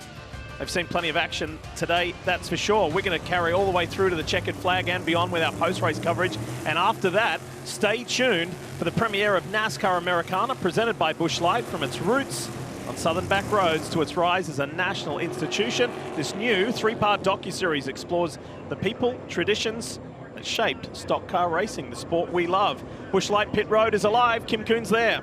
And the Busch Light Chevrolet of Ross Chastain, top of your screen, said still managing loose, but where I want to be in the center, debated on 2 or 4. It's going to be 4 tires for Ross. Middle of your screen, Christopher Bell, mainly free, but he said, I think it's okay. I definitely don't need to be on the tight side. Loose taking off, but rear grip does get better, Marty. Most points scored today, that would be Joey Logano, and now they're going to push him back into the stall. He had scored 18 stage points to this. They did not get the left rear tight for Logano. Going to lose a ton of track position here. He said it was turning fine, 2 free on exit. Good catch by the pit crew, but they're going to lose a lot of positions. Yeah, good catch to not have the wheel come off, but damage done. He'll be basically the last car in the lead lap. Let's just take a look at what happens. Goes to the left side. Tires on, tires off. They go so fast, they just don't confirm it. There was a little bobble on the left rear installation of the lug nut. Man, these pit stops are lightning fast. Any sort of issue messes up the timing, and you have to take a minute and tighten the wheels.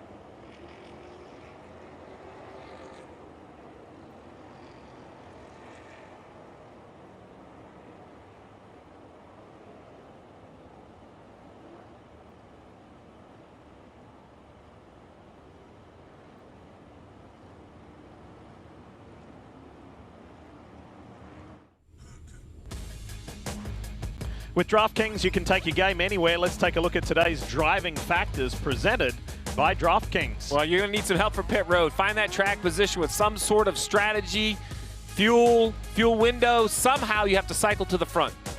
Yeah, manage equipment. Make sure you're taking care of it. It's got to be fast at the right time. No mistakes. Well, we've seen plenty of those on pit road. DraftKings is now live in all 50 states. New DraftKings customers can spend $5 and get $150 in bonuses, total bonuses. Download the DraftKings app and use promo code CAR when you sign up. Stevie, you spoke about track position, that first point of the DraftKings factors. It's what Chase Elliott's going to do again. Yeah, I mean, he knows that everybody has to come to pit road one more time. He's very short on fuel, but if the caution comes at the exact right time, it's his best opportunity to salvage something of the day. Poet restart zone. Let's go. This is stage 3 of the Iowa Corn 350 powered by ethanol. Ryan Blaney, who had a very speedy end to stage 2, worked his way up from 11th to 8th. Now he leads this field down the backstretch here at Iowa. Blaney continues to be loose on the start of these runs. Bell making a look at him. Elliott up high, virtually 3 wide. Christopher Bell gets a little wriggly off turn 4. Here comes William Byron, defending race winner. Ty Gibbs and Ross Chastain in the mix. AJ Allmendinger in that red and white 16 down low for calling. He's on the inside of Chase Briscoe.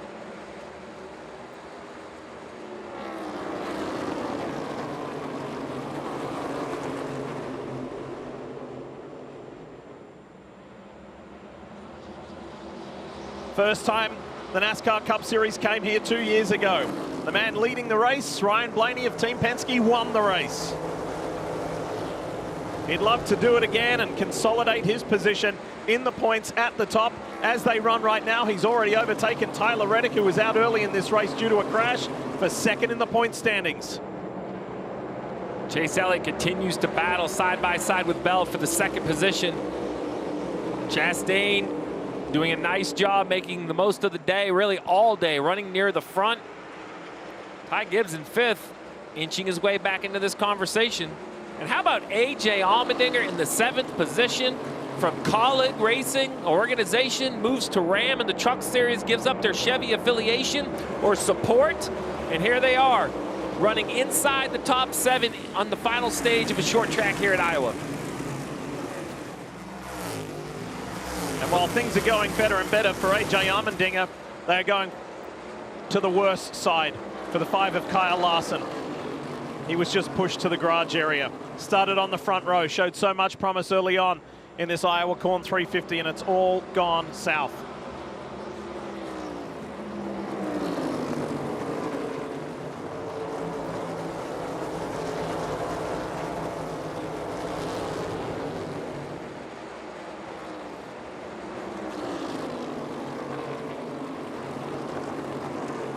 Like if Christopher Bell could clear Chase Elliott, he could drive away from him, but if he doesn't clear him, Chastain is going to be on the outside trying to take the spot. He's thinking the same thing you just said, but not in that calm of a manner. He's going to know he can't do it. He's kind of running out of patience. He sees that one car up there. He's like, I got to make this pass. That time, Chase loose on corner entry. Christopher Bell going to take advantage of it.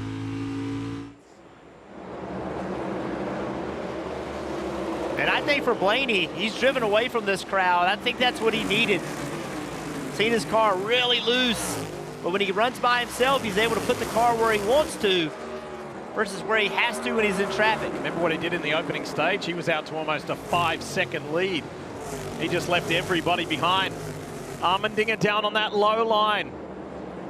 Pressuring Denny Hamlin now for 6th place.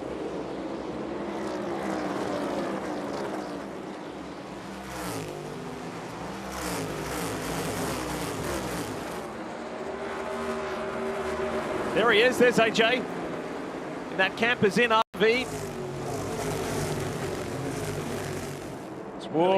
Really old tires on this 9 car. They're hanging in pretty well. I think ultimately what they're trying to do, Steve, is just they weren't running well. They were kind of back at the lead lap, and you know they're going to lose some spots here, but at the end of the day, will they net out better versus if they would have pitted? And I'm not sure this is a tire issue that they're losing spots. I haven't seen the Goodyear tires make a whole bit of difference. So I just think the 9 is not as good as these cars. Now, obviously, they're behind on tires, as you point out, but just don't think it's the day they're looking for.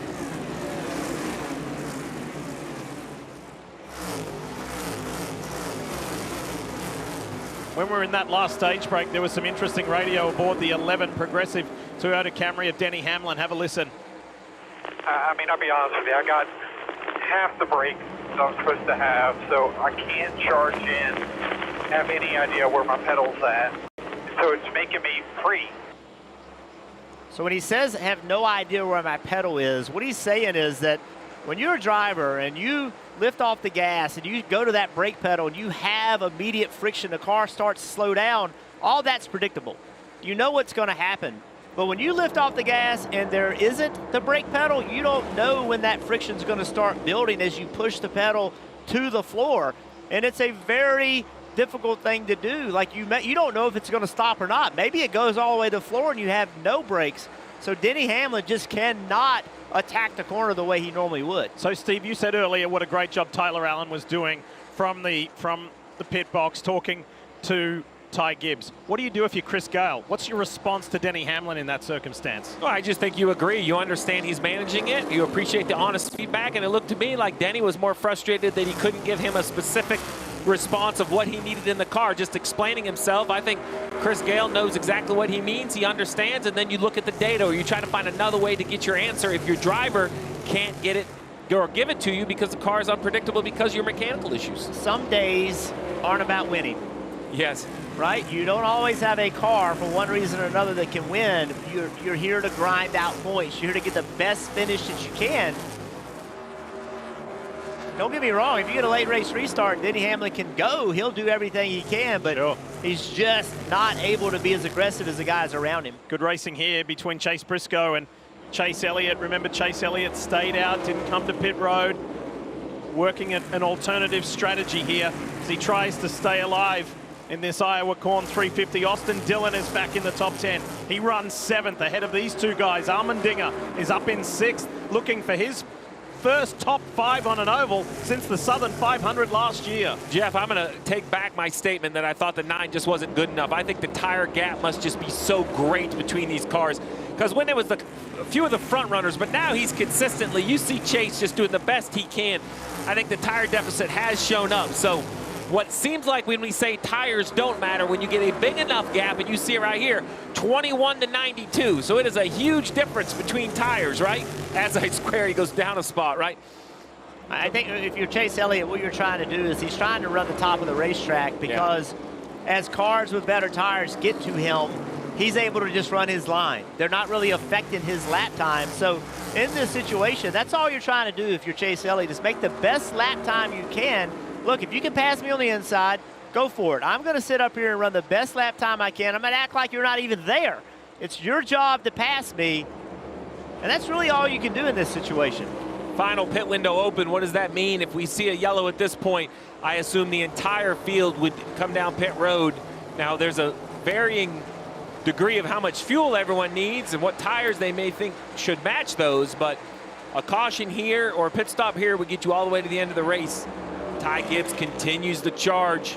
Speaking of a charge, how about the Long John Silver's Ford of Front Row Motorsports? The 28-year-old from Las Vegas, Noah Gragson, looking for his first top 10 since Talladega earlier this year. Noah is knocking on the door of a top 10 in 11th as he runs side by side with Chase Elliott.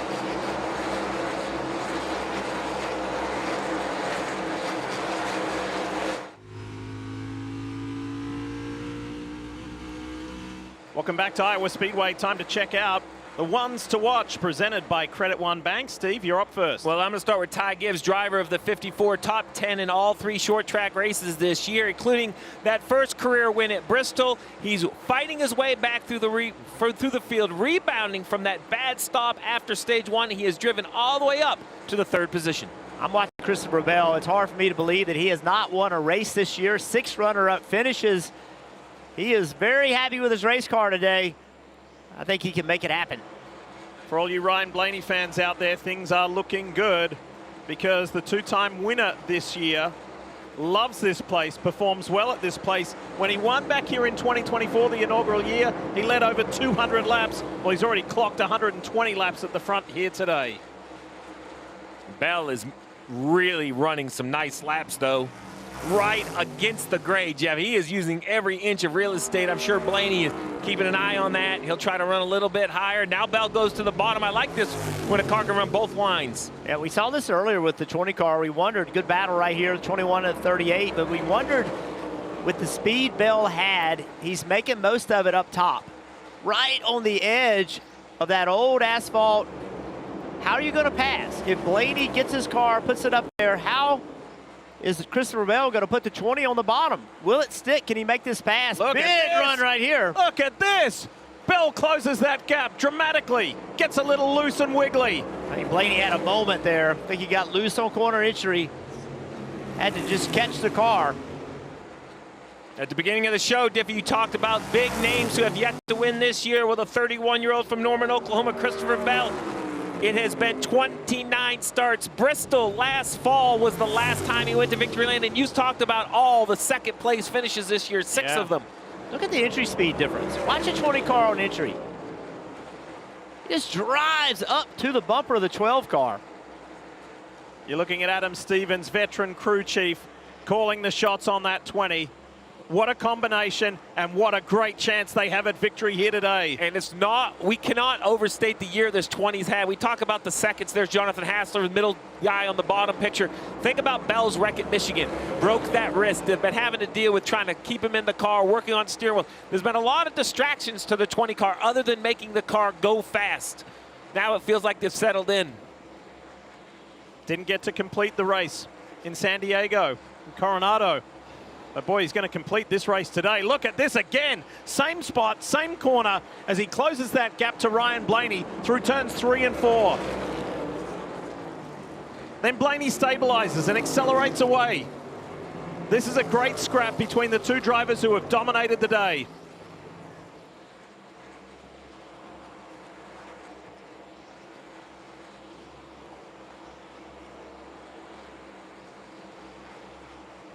Bell just using all of the racetrack on corner exit. Blaney knows that. Blaney's just running where he wants to run, but there's not enough room on the outside of him.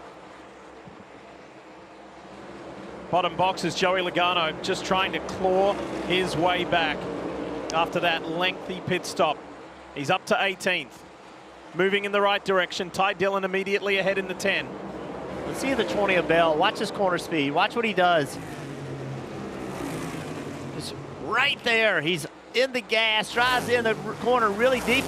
The 12 beats him on corner exit when he does that. I believe he's just trying to position himself, try to get side by side with the 12. There he is. Now what can he do with him?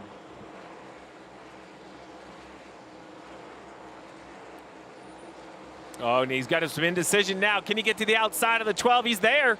He's there. I think he can stay there at corner exit. He does. What a great job. Wow, Showed what the bottom, move. showed the bottom, showed the bottom. Go to the top. Yeah, then Blaney started protecting the bottom a little bit. Bell said, you gave me exactly what I wanted. That is 2 incredible race car drivers right there. That was fun to watch. Christopher Bell to the lead of the race. An expected pit stop for the 9 of Chase Elliott. Remember, he stayed out on older tires, so he now needs the entire field to pit under green for this strategy to work. But in a track where we said track position, an old school, run you down, fight bottom, fight top, and find your way by to take the lead inside 100 to go. And to go back to the drop of the green, Christopher Bell wasn't at the front of this field. He worked his way through in that opening stage very methodically and gave this 20 team the best chance at victory today. He was excited about the start of this race, and he qualified poorly. That's kind of been their story of the year. Qualify poorly, don't get stage 1 points, but so far today, he is tied for second with his teammate Gibbs for points earned.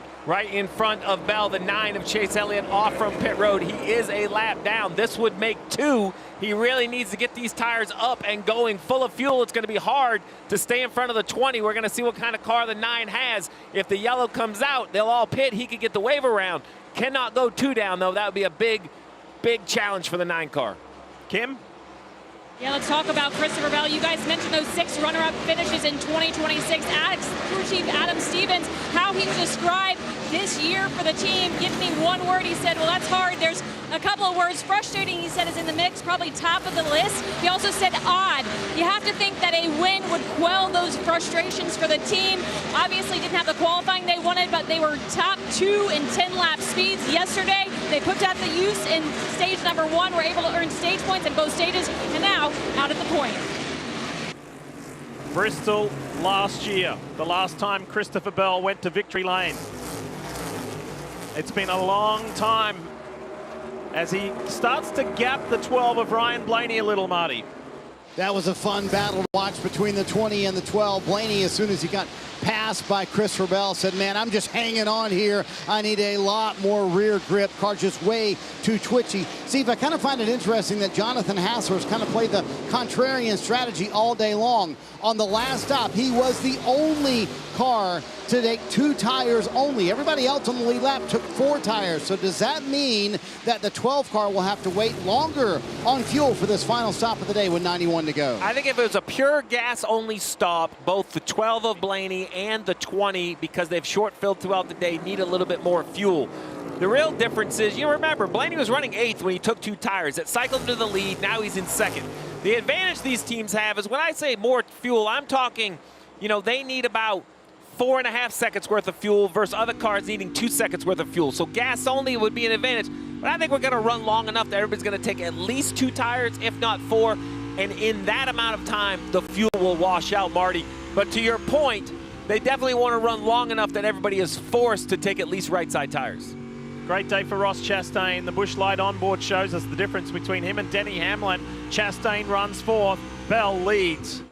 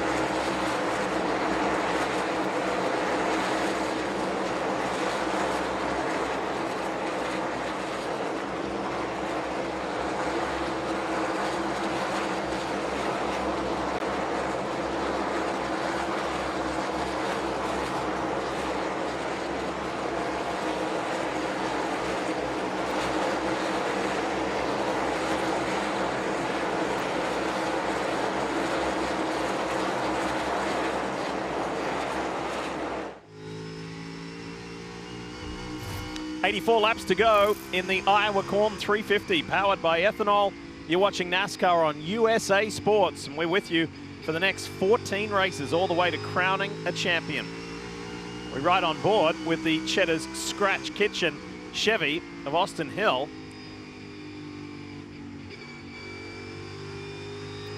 Austin runs in 24th at the moment.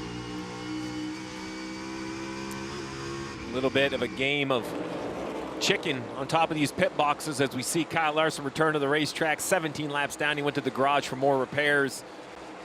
Rough day. And the reason I bring that conversation up is we have 82 laps to go. They have a long ways before they need fuel. But if you think the fresher tires could help you a little bit, it's kind of like, when do you come? The scary part is at a short track, you know, you're going to lose.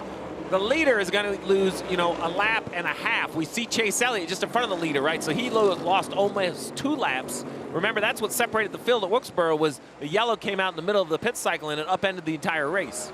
Further back in the field, you can see the chase bubble.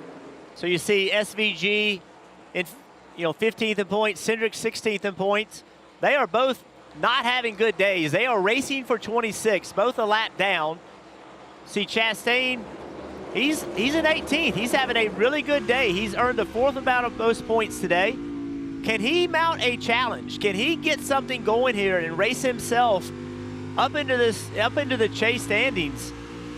And while it doesn't sound all that flattering, Ryan Preece in 19th is keeping himself in the conversation around that bubble line. It's a great day for Ross Chastain. And by the way, speaking of others in the top 10 who've had a rough day, Tyler Reddick kicked it off by crashing out right here on entrance to turn 1. It's been a rough day for Carson Hocevar, for Kyle, for Chase Elliott. So a lot of the guys in prominent positions have had not satisfying days. And if you're a Denny Hamlin fan, it's going to be very easy to leave here frustrated that he's running 4th and you want to be better and you're frustrated they had these brake issues throughout the weekend. But this as he has a big wiggle on corner exit, has not been the best track for Denny Hamlin. Self-admittedly, he talked in the pre-race when we asked the drivers about Iowa, he talked about the fishing pond off turn 2. That doesn't strike me as a guy who loves racing here. And this could have been a day ender. They could have had brake issues and never accomplished anything. Here they are in 5th, taking advantage, to your point, of Reddick's issue, right? Got to come in.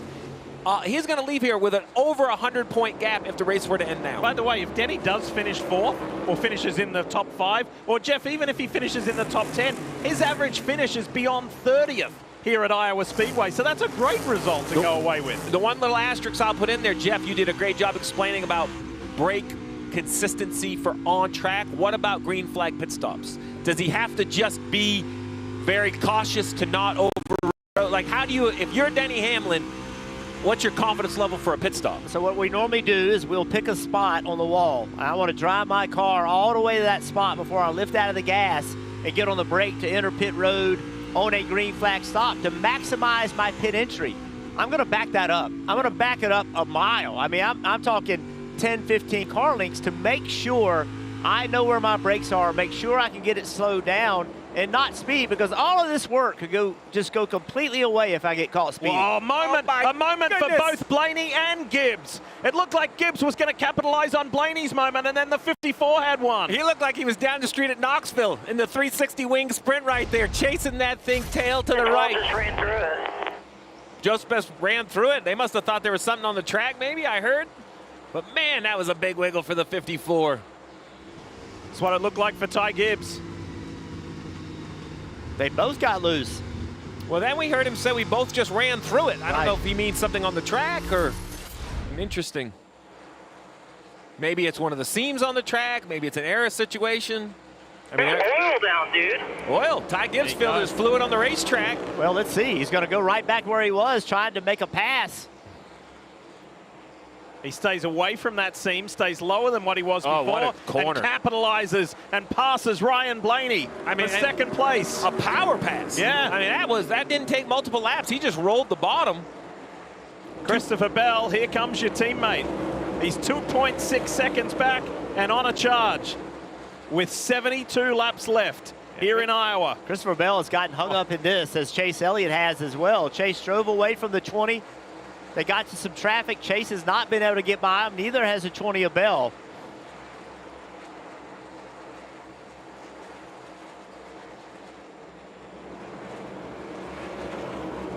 Let's talk more about the race leader. Christopher Bell, here's Kim Kuhn. And in preparation of these upcoming pit stops, they did tell him build as big of a gap as you can to second. Now these lap cars might hinder some of that progress. Talked to crew chief Adam Stevens about their strategy for the final stage. He said there is a reward to coming early and splitting it more straight up as long as the caution does not happen. Back to what you guys were talking about earlier, straight up is about lap 284, 285. Now, Adam did say there will be teams that run long. They got burned in North Wilkesboro a few weeks ago. Do not want to get trapped laps down, so be on the lookout for guys to stretch it as well. And you know, Kim, if we're hearing potential oil from Ty Gibbs on the radio as a crew chief, that doesn't settle my nerves about coming early, right? If that really is out there, maybe somebody's leaking. It may not be enough for a yellow now, but whatever is leaking, does it fail? Do we oil the entire track down where the caution may have to be thrown out? Well, I'll tell you what, one thing's for sure, Jeff, is that Ty Gibbs is closing the gap on his teammate and race leader Christopher Bell. He's taken 3/4 of a second out of him in the last 2 laps. Christopher Bell finally got by the 35 of Herbst. You see now the 9, they've got freed up. They were 2-3 wide in front of them, and it just slowed them up so much, but now the 9 made an easy pass. Here's that Sirius XM Toyota Camry of Ty Gibbs. 2.1 seconds now between Bell and Gibbs. 68 laps to go. This is a moment of time when you are Ross Chastain and Brandon McSwain. We talked about the day they're having. They have to decide, is this the run they're looking for a 4-race run to make the chase? And I say that because they're close enough. At 5 seconds back, if they pit right now, there will have to be a reaction from the leaders. They could come in, they could be 4-10 seconds faster lap, they could flip those guys. So the question is, who's going to be the first to come? Will it be Chastain? Will it be Blaney? I don't think it's going to be Bell. I think he will wait to see what everybody else does and will react. Looks to me like Blaney's running the bottom of 3 and 4 right in front of Chastain. There he is, upper left-hand turn, come to pit road. So let's see what Blaney does. First of all, is it 2 or 4 tires? They don't need a ton of fuel. I imagine it'll be 4, but this will set the tone of what everybody else will be forced to do. Who reacts first? Is it Christopher Bell? Is it Ty Gibbs? We will see. Marty, take it away. Yeah, it's interesting because Jonathan Hassler's kind of been contrary to the entire field all day long. Remember, right sides only on the last stop for Ryan Blaney, but his teammate Joey Logano made back-to-back right side runs.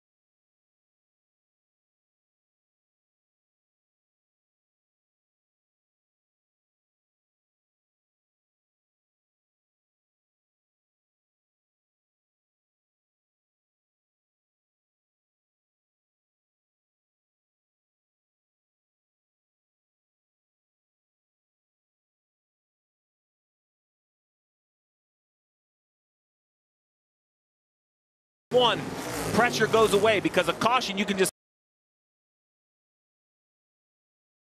54 was earlier in the race. After that mishap on pit road, went to the back of the pack, and this young man drove his way through. Again, the maturity of Gibbs, but he's got to get this pass done. Chastain doing a nice job of holding up Gibbs, but as this happens, then the 4 tires behind him is starting to catch. Yeah, that was a big loss right there, Kim. And let's follow the pit stop of Chase Briscoe. Came down from the 2nd position. He's been fighting really the same thing all race. That's free in. Same problem yesterday. Overall, besides that, happy with the race cars. They put 4 fresh Goodyear tires, Sunoco fuel in that Toyota. Tell you what, Christopher Bell is closing that gap on Ty Gibbs. There's a little bit of traffic in between them, but watch for that 20 to emerge. Look to the right of your screen. There it is. Here comes Bell. Traffic is so important in this situation. Who can get through lap traffic or older tire traffic the quickest? We saw Gibbs get hung up a little bit with the 1 car. Can the 20 get by quicker? And all the cars that have yet to pit are hoping for a yellow right now. This would really cycle them to a very good finish of the day. Oh, Bell through the... Oh! 3 wide with Christopher Bell splitting Chastain and Stenhouse. He knew he had to do that. He could not get hung up behind 2 guys running side by side. The 47 just came out on fresh tires, so he's going to be fast. And now the next car that Christopher Bell can see out of his windshield is his JGR teammate Ty Gibbs. Down the back stretch into turn 3. Let's take you back a moment ago to show you the Busch Light smooth pit stop on a day where there's been so many mishaps. How about this one, Steve? And what a job by the gas man. He needs to be efficient and instant plug in a clean right side tires. I'm going to give credit to Tyler Allen. He made some difficult calls over the summer to score stage points at some of the road courses. That has locked him in the chase. That lets him gamble in moments like this. As you see on the 20, who has a nice 4-tire stop, but the extra 2 tires, no match for the 54 on pit road. But will they be the answer on the racetrack? Well, he's got track position, but does he have enough speed to hold him off? The last lap, Bell was about 1/10 of a second faster than the 54. Oh, that gap has closed considerably. Past Austin Hill in the 33 goes Ty Gibbs, but his teammate is storming. Christopher Bell, who has 4 top 5 finishes in the last 5 races, is tired of finishing second. It's happened 6 times this season. He wants to get his first win of 2026, his first win in more than a year. Here he comes. You also have to remember, Diff, how many people have made mistakes today on the racetrack, pushing, trying to get everything they can out of the race car. You have to operate on the edge, but if you cross the edge, at this racetrack, you will pay the price. It is game on between the teammates. What a fascinating just cycle that was. Whoa, Gibbs loose. The lap before that, Gibbs was faster than the 20. A little bit of traffic now for Gibbs, though. The 7 of Suarez. If he's still there on exit, that'll be a huge penalty for the 54. He is. I almost want to say to Eric Peterson, don't rip the track up, don't resurface it. The way that it is right now, it gives us such dramatic racing. And just the attitude of the cars and how the drivers are forced to respond and catch. I am fascinated, though. Remember, these corners are brand new, only a couple years old, and they go all the way from the white line to the top of the new pavement. If that goes all the way to the wall and the progressive banking is there, are we literally going to see cars from the apron to the fence? Oh, I'll tell you, last year or 2 years ago, when they paved just these parts of the racetrack, the drivers wanted to pave the whole thing because they thought you would race from the white line to the wall.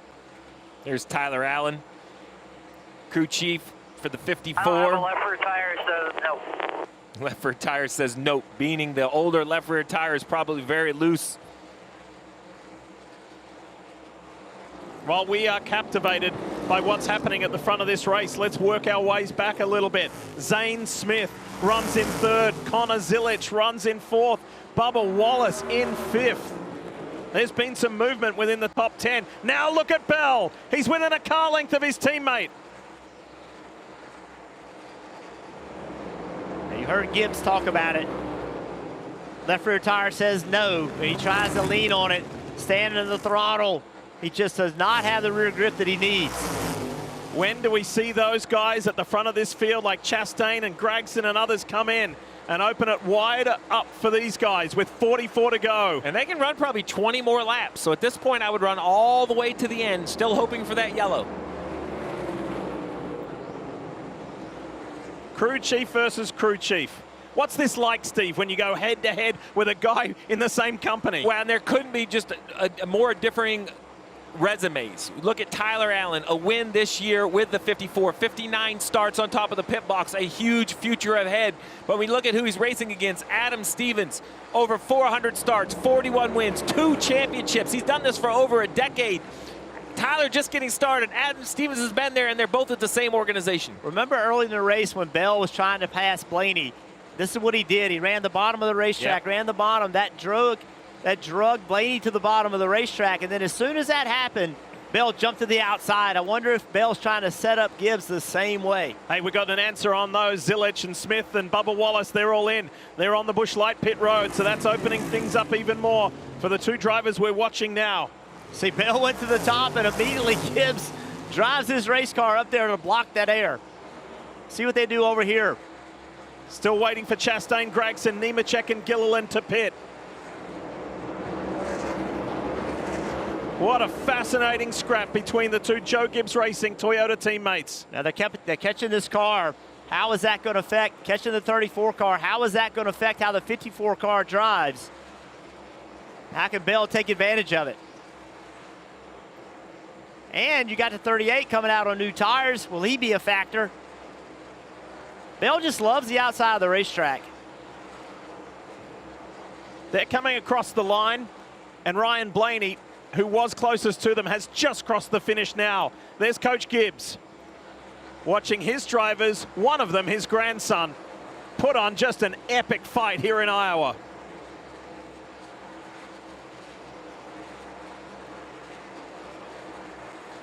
.39 to go. Ty's got to make this pass right here. He cannot mess around with Todd Gilliland.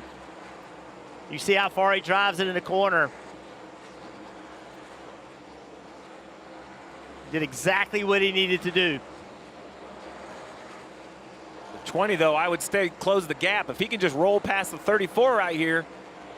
Oh, he does, too. He is right there on the bumper of the 54.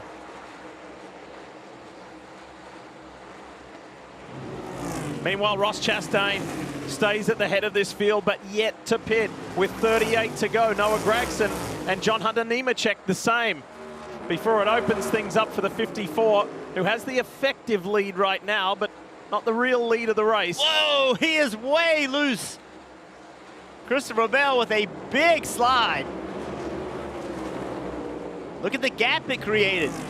So Bell tried to ask more of his race car, and it was not there. He could not find speed where he was looking for it. And that slide is tire life. You have angered the tires. They are not going to want to recover quickly. I'm sure in the 54 radio, Tony Hirschman on the roof is letting him know, great corner, you've gapped to 20. 20 car lengths back to the 20. Bell is struggling right here. Yeah. Settle in, cool those rear tires, Ty. You have a gap. He has traffic. And remember, Gibbs rolled the dice the most by taking just 2 tires on the last stop.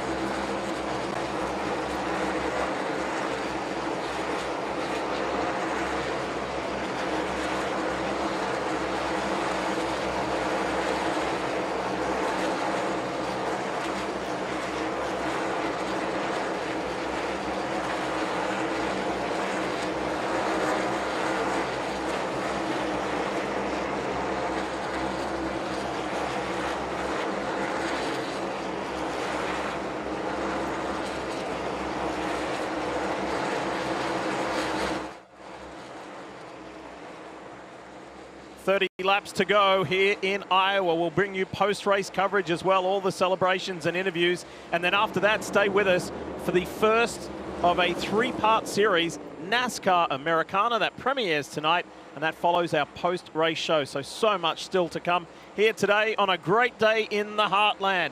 You're looking at the Sirius XM Toyota Camry, the 54 of Ty Gibbs. And this 9 car for Ty Gibbs is going to be a tougher pass, I was thinking.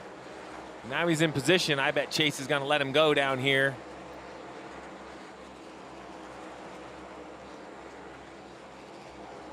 Yeah, because remember, currently not the leader. The leader of the race is Chastain, then Gregson. So 2 cars yet to pit. I believe Chastain is thinking you see only 9% of fuel left, maybe 8 more laps or some, maybe 7 more laps, maybe even just a gas and go. Been a really good day for Ross and Trackhouse in this one car, the Busch Light machine. How's it going to eventuate? How's it going to work out? 28 to go. He's got a pit here any lap now. Rolled the dice, was gambling on another caution. And he should rejoin in about the 9th position, 9th or 10th position. So I still think Chastain's looking at a top 10 run. Well, he made it clear this week that he felt like he could make the chase. Yeah. He thought the points were just too big of a gap to get there. But what's he looking for? If there's a caution right now, there's 7 cars in the lead lap. Exactly. He comes down, 4 fresh tires, air him up a little bit, sprint for the finish. You're almost guaranteed a top 7. Yeah. And he's been running in that top 7, top 5 pretty much all day. He's got Denny Hamlin right behind him now. An important pass for Hamlin, much like the others, to get back in the lead lap, because then a caution, he can pit as well. All right, maybe, just maybe, those tires, those Goodyear tires have stabilized for Christopher Bell as Ty Gibbs tries to negotiate a move around Noah Gragson. Noah needs to pit too. He's in the same situation as Ross Chastain as Gibbs goes to the low line in turn 3. Ty's done a nice job of getting by lap traffic. He really hasn't gotten held up much at all. The way his car is driving and the way he is driving it, he is timing them. To your point, Jeff, really good. Giving up a little entry, right, to really roll next to him or clearing them on exit. Oh, not sure no one knew the 20 was going to go to the outside there. Gave him space. I feel like the 20 car has gotten a little better. I think he was too loose when it took off, and I feel like it's starting to calm down. Pretty clear track in front of Ty Gibbs now. You see a car, I think it's Carson Hocevar, who just left pit road up ahead. Has an intermittent engine issue, not exactly sure the overall pace available to Hocevar. His laps aren't way off though, so it's interesting. The 20 almost looks like he overdrives the middle and he uses the second lane for exit. It's kind of just an odd shaped corner. Yeah, it really does. I think he's just really comfortable with his car, leaving really high. This end of the racetrack, he doesn't do it. This end is pretty conventional. But to your point, Steve, watch right here. Watch how much speed he carries. Overdrives it, doesn't try to stay on the bottom, washes up the racetrack, and then uses every inch. He's a little bit quicker the last few laps. Yeah. It's coming back to that DeWalt Toyota Camry. Remember the last stop, 4 tires for Bell, only 2 tires for Gibbs. And you've mentioned it this season, a second at Indianapolis, a second at Atlanta, second at Chicago, second at Nashville, second at the 600 back at Charlotte, second back at Phoenix. All of those seconds yet to see victory lane. I believe the one at Chastain peels off the banking in front. He's coming to pit road. You'll see that in your pylon. There he is. We'll see if he does 2 or just gas. Either way, nice run for the one at Chastain. They have to feel good, Jeff, to just be up inside the top 10. Get that adrenaline flowing. A lot of speed coming to pit road. All right, so now officially, Ty Gibbs leads this race with 20 laps to go. Less than 20 miles left in this 306-mile race, and it's teammate versus teammate for the victory. Can it be Christopher Bell's first of this year? Can it be Ty Gibbs' second? There's his mum Heather looking on. It was an amazing celebration at Bristol earlier this year for Ty, his mum, for his grandfather. And let's be clear, you mentioned owner Joe Gibbs. Heather Gibbs is absolutely Tyler's mother, but she has not just become a mother to Ty. She helps run this organization. Sure does. She's active in the day-to-day. I can only imagine the emotions she sees as her son gets run down by the other driver or one of the other drivers she employs. She used to watch her son win BMX races. Yeah. Now she's watching him win NASCAR Cup Series races, and maybe, just maybe, his second one. That's the first time I've seen Ty Gibbs' car really wiggle off of turn 4 that time on corner exit. Car really moved around a lot.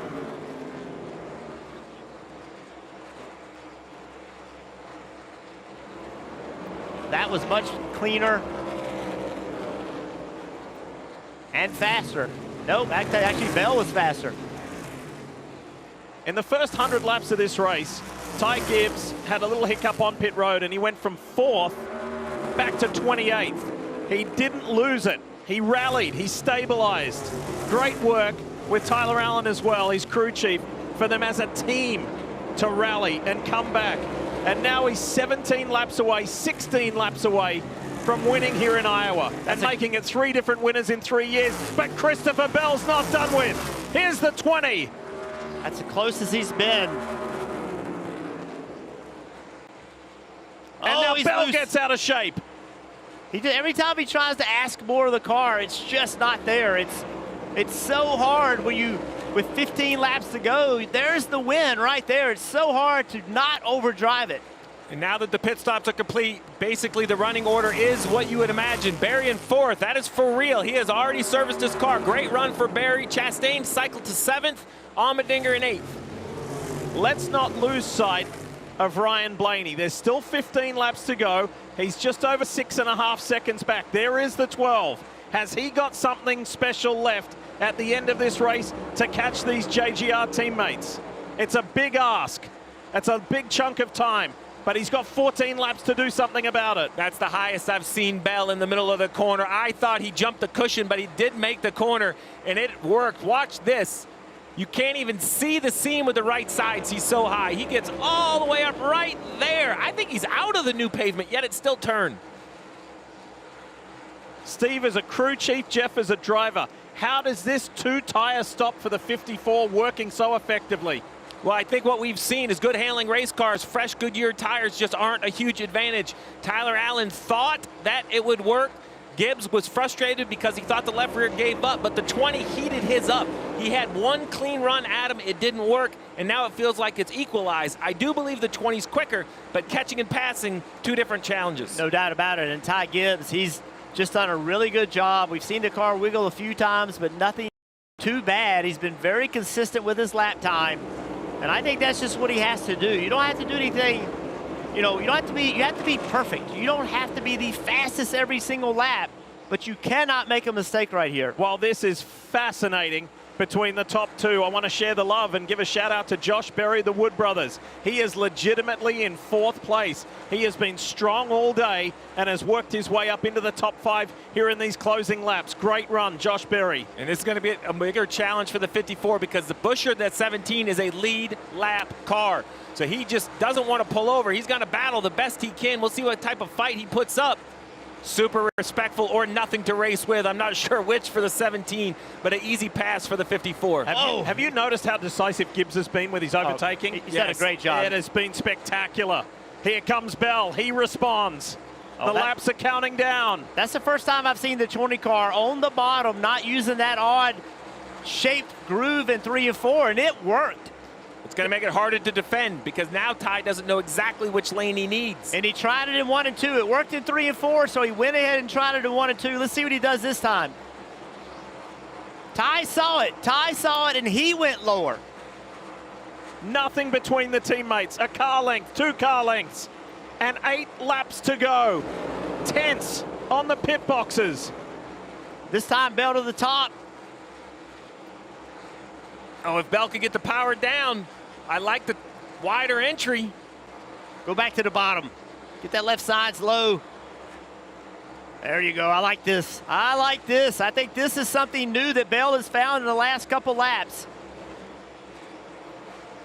Great driving Ty Gibbs to sustain this relentless pressure as Christopher Bell gets even closer. Back to that right rear of the 54. Oh, he's so high. Bell saw this lap car, and he tried to take advantage of where he thought the 54 Gibbs was going to have to run. Now you have to cool your stuff.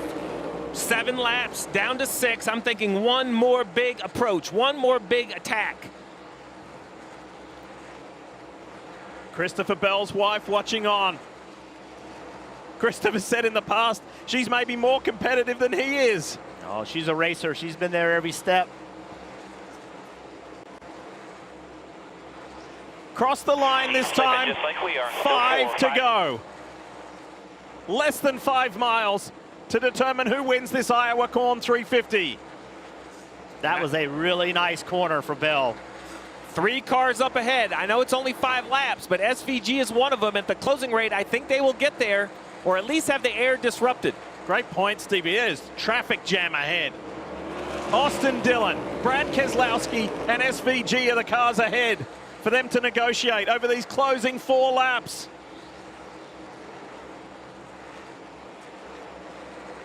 There's Van Gisbergen. Forces Gibbs to go around him on the high side. Keselowski's next up. A lot of respect right there. Seeing a couple drivers just get out of the way of these guys battling. We spoke earlier in this broadcast about the growth and the maturation of Ty Gibbs, the 23-year-old from Charlotte, who has been through so much, personally and professionally. But to handle this pressure from somebody like his teammate, Christopher Bell, this has been impressive, but it's not over yet. He doesn't have that victory yet. There's 2 laps to go, and Bell is relentless. Here he comes again, all over the back of his younger teammate. All right, what's Bell going to do here? I think you got to go back to the bottom. It's been the most effective for him. Yes, right there. Can he throttle up? Can't quite get it done. This track is only 7/8 of a mile, and there's 1 lap left. 1 lap to go, presented by Credit One Bank. Brad Keselowski there for Ty Gibbs to negotiate, and Christopher Bell. It's going to come down to the final 2 turns and the run to the line. It was an epic moment at Bristol Motor Speedway earlier this year when Ty Gibbs finally got his first win. Forget that first, he's now got 2. Ty Gibbs wins in Iowa. That was phenomenal. Great job. Way to go back today. Great job, team. Excellent work. Proud of you guys. Huge bonus in the championship point scenario. That was a good delivery, sir. Thanks to the 20 team. And an epic comeback. He was as low as 28th in this race, and a 2-tire stop on the last trip down the Busch Light pit lane. A call by that man there, Tyler Allen, was the winning call. Finding success together, battling through adversity together. Speeding at North Wilkesboro was on the driver. A pit stop today was on the crew, but they fought through together. That 2-tire call, and then the epic drive by his young man behind the wheel. His young driver didn't slip a tire, holding off Bell.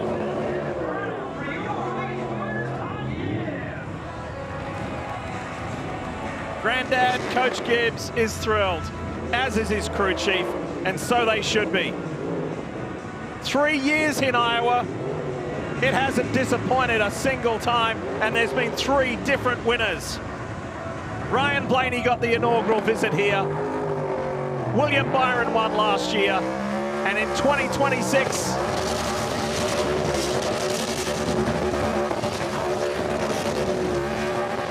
you can see how much it means to Ty Gibbs.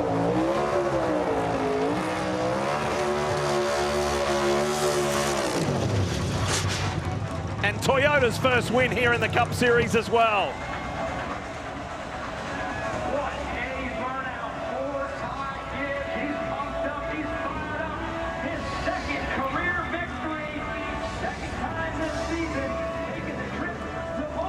Listen to this.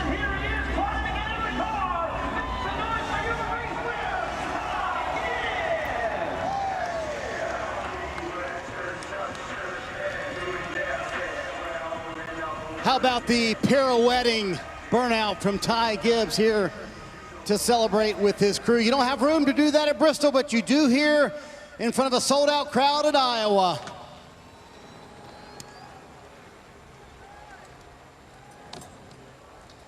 What a 2026 it's been. Most top 5s, most top 10s, most stage wins, and now 2 victories, and he's going to celebrate with his crew.